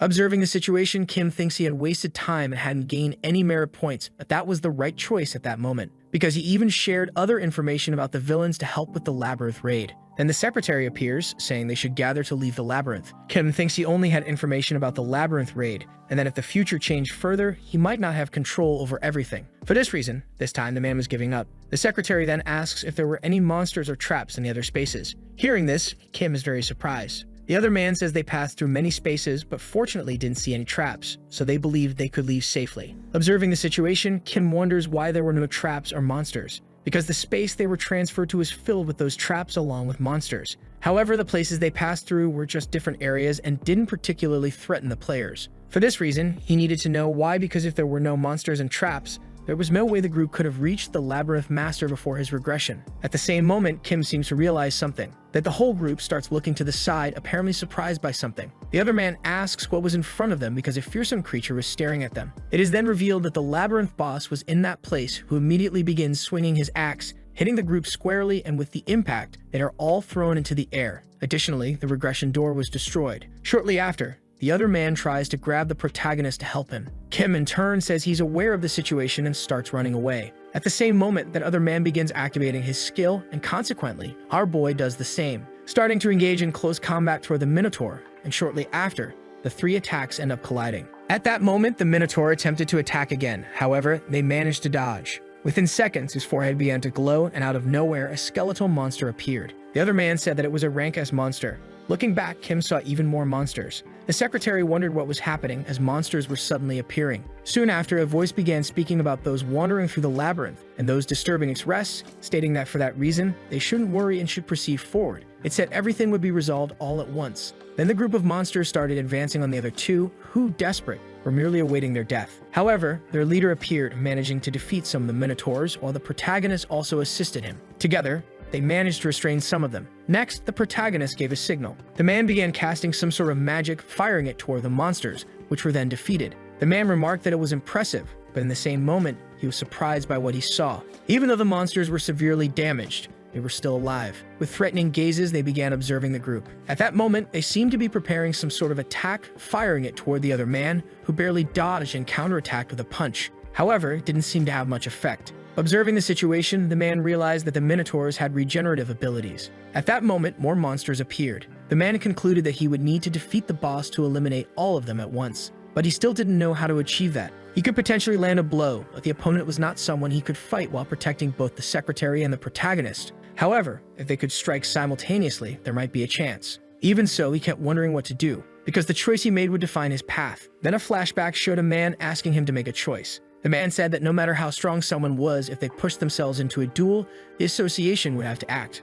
And if he were to accept someone as a comrade, he needed to consider not only their skills, but also what kind of person they were before making a decision. Afterward, the man stated that unlike a reasonable person, he wasn't the type to live doubting everything. The elder said that might suit him better, but sometimes he needed to doubt people more. because he had seen many things during his time as a player, and a small mistake could cost everything. Sometimes, he would have to give up something precious to protect something more important. For that reason, strength didn't solve everything. He mentioned that recognizing one's limits and choosing what was most important to achieve goals was the priority. Additionally, those were the true qualities of an excellent player. Listening to the explanation, the man fell silent. He asked if the elder was only saying that because he was weak. At that moment, the scene returned to the present. The man said it was his fault for not taking the elder's words seriously. He declared that if he killed his enemies, his comrades would die as a consequence. But even if he defeated the enemies another way, they would die regardless. For that reason, it didn't matter what choice he made, the outcome would always be the same. However, he could not accept those circumstances. In that moment, he charged at the Minotaur, easily defeating it.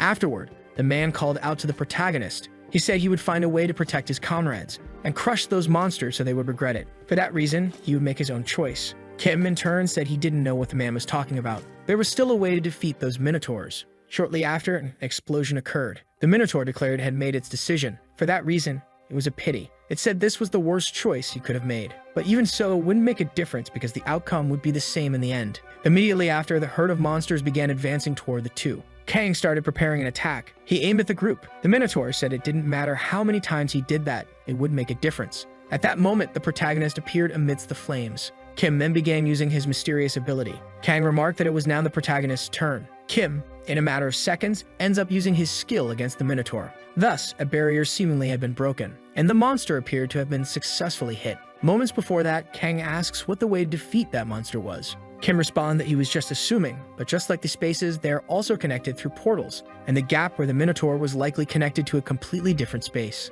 And the monsters were only being revived or even regenerated by the Queen after reaching that space again. Therefore, if she didn't have another space, those monsters would immediately disappear. Kang then starts laughing, saying that if he were wrong, everyone would die. However, Kim responds that the situation wouldn't be different if he did the opposite. Meanwhile, the secretary, along with that other crazy guy, was observing everything in silence, because they were witnessing a gigantic battle right in front of them. Again, the scene cuts to the present, with Kim managing to hit the Minotaur, where it apparently caused some damage, and at the same moment, the protagonist is surprised. Then Kang charges toward the Minotaur, where he also delivers an attack. Even so, the monster still remains standing. Within seconds, the creature ends up disappearing. Meanwhile, Kim is crying on the ground.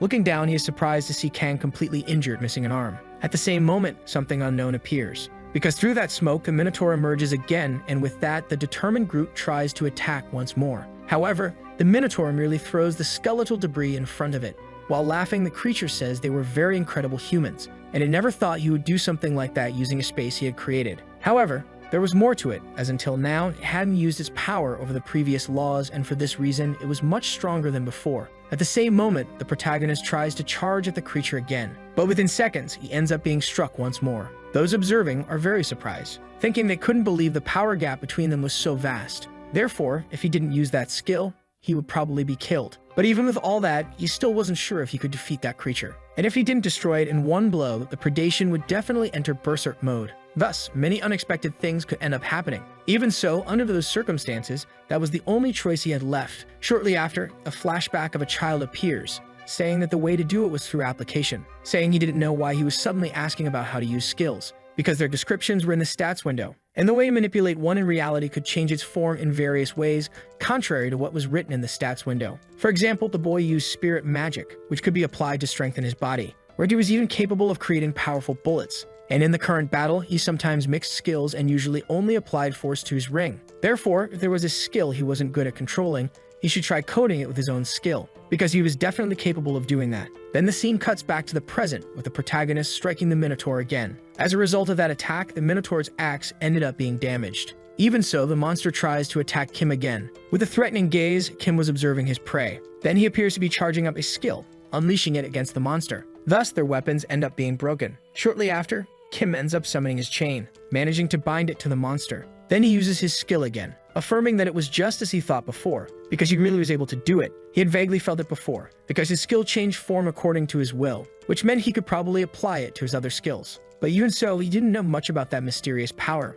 However, it didn't matter what the true nature of his skill was. Shortly after, the boy seemingly managed to defeat the Minotaur, saying he intended to make full use of that skill. After using his skill, the Minotaur starts to completely disintegrate and is utterly defeated. Subsequently, while all the players are inside the room wondering what had happened, The protagonist appears before them with Kwon Kang-yuk on his back, completely injured. Seeing the two of them, everyone feels relieved and rushes to embrace the protagonist. After the Queen of the Great Minotaur was defeated, the raid team discovered numerous gold and silver treasures hidden in the labyrinth. Among them, the most valuable was an elixir capable of significantly increasing a player's stats just by drinking it. This was a unique great elixir called the Fountain of Vitata. However, there wasn't enough elixir for everyone, so it was given to the protagonist and also to Kwon, who contributed the most to the raid. However, in Kwon's case, he would lose more stats due to the loss of his right arm than he would gain from the elixir. The villains who infiltrated the raid were identified and arrested. Then the players who participated in the raid focused on recovering and resting. And so the chaotic Minotaur Labyrinth raid came to an end.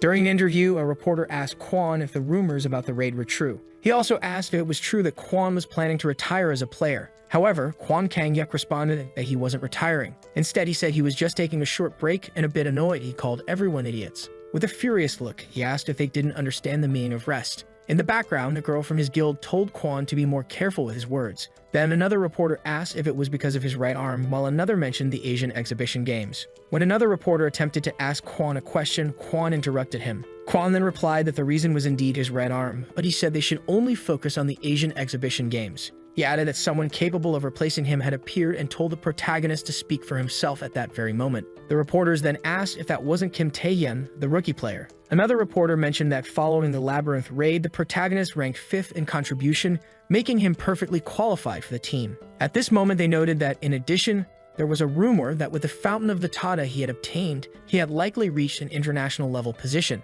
Hearing this, a woman responded that it was ridiculous and asked if the boy truly understood what the national strength rank meant. She explained that national strength rank was for monsters on a completely different level, even among rank players. The rank was established because they couldn't be classified under other ranks. But before she could say more, the protagonist stepped onto the stage. He introduced himself and said that he would be one of the representatives in the exhibition games. He mentioned that many of them might be concerned about the replacement player Kwon Kang-yuk. He understood that, and no matter how much he had achieved, he was still just a rookie compared to the other players. He also admitted he couldn't guarantee he would perform exceptionally. At that moment, a mysterious man appeared, watching the protagonist. Laughing, he wondered if this would be the new rank of New Korea. Meanwhile, a woman also observing the protagonist said there was currently no way to confirm the rumors about his national strength rank. In a restaurant, a young man asked his companion whether the protagonist was confident or not. However, the other man replied that it was obvious he wasn't and asked if he thought anyone could achieve the national strength rank, adding that he had known this would happen from the beginning.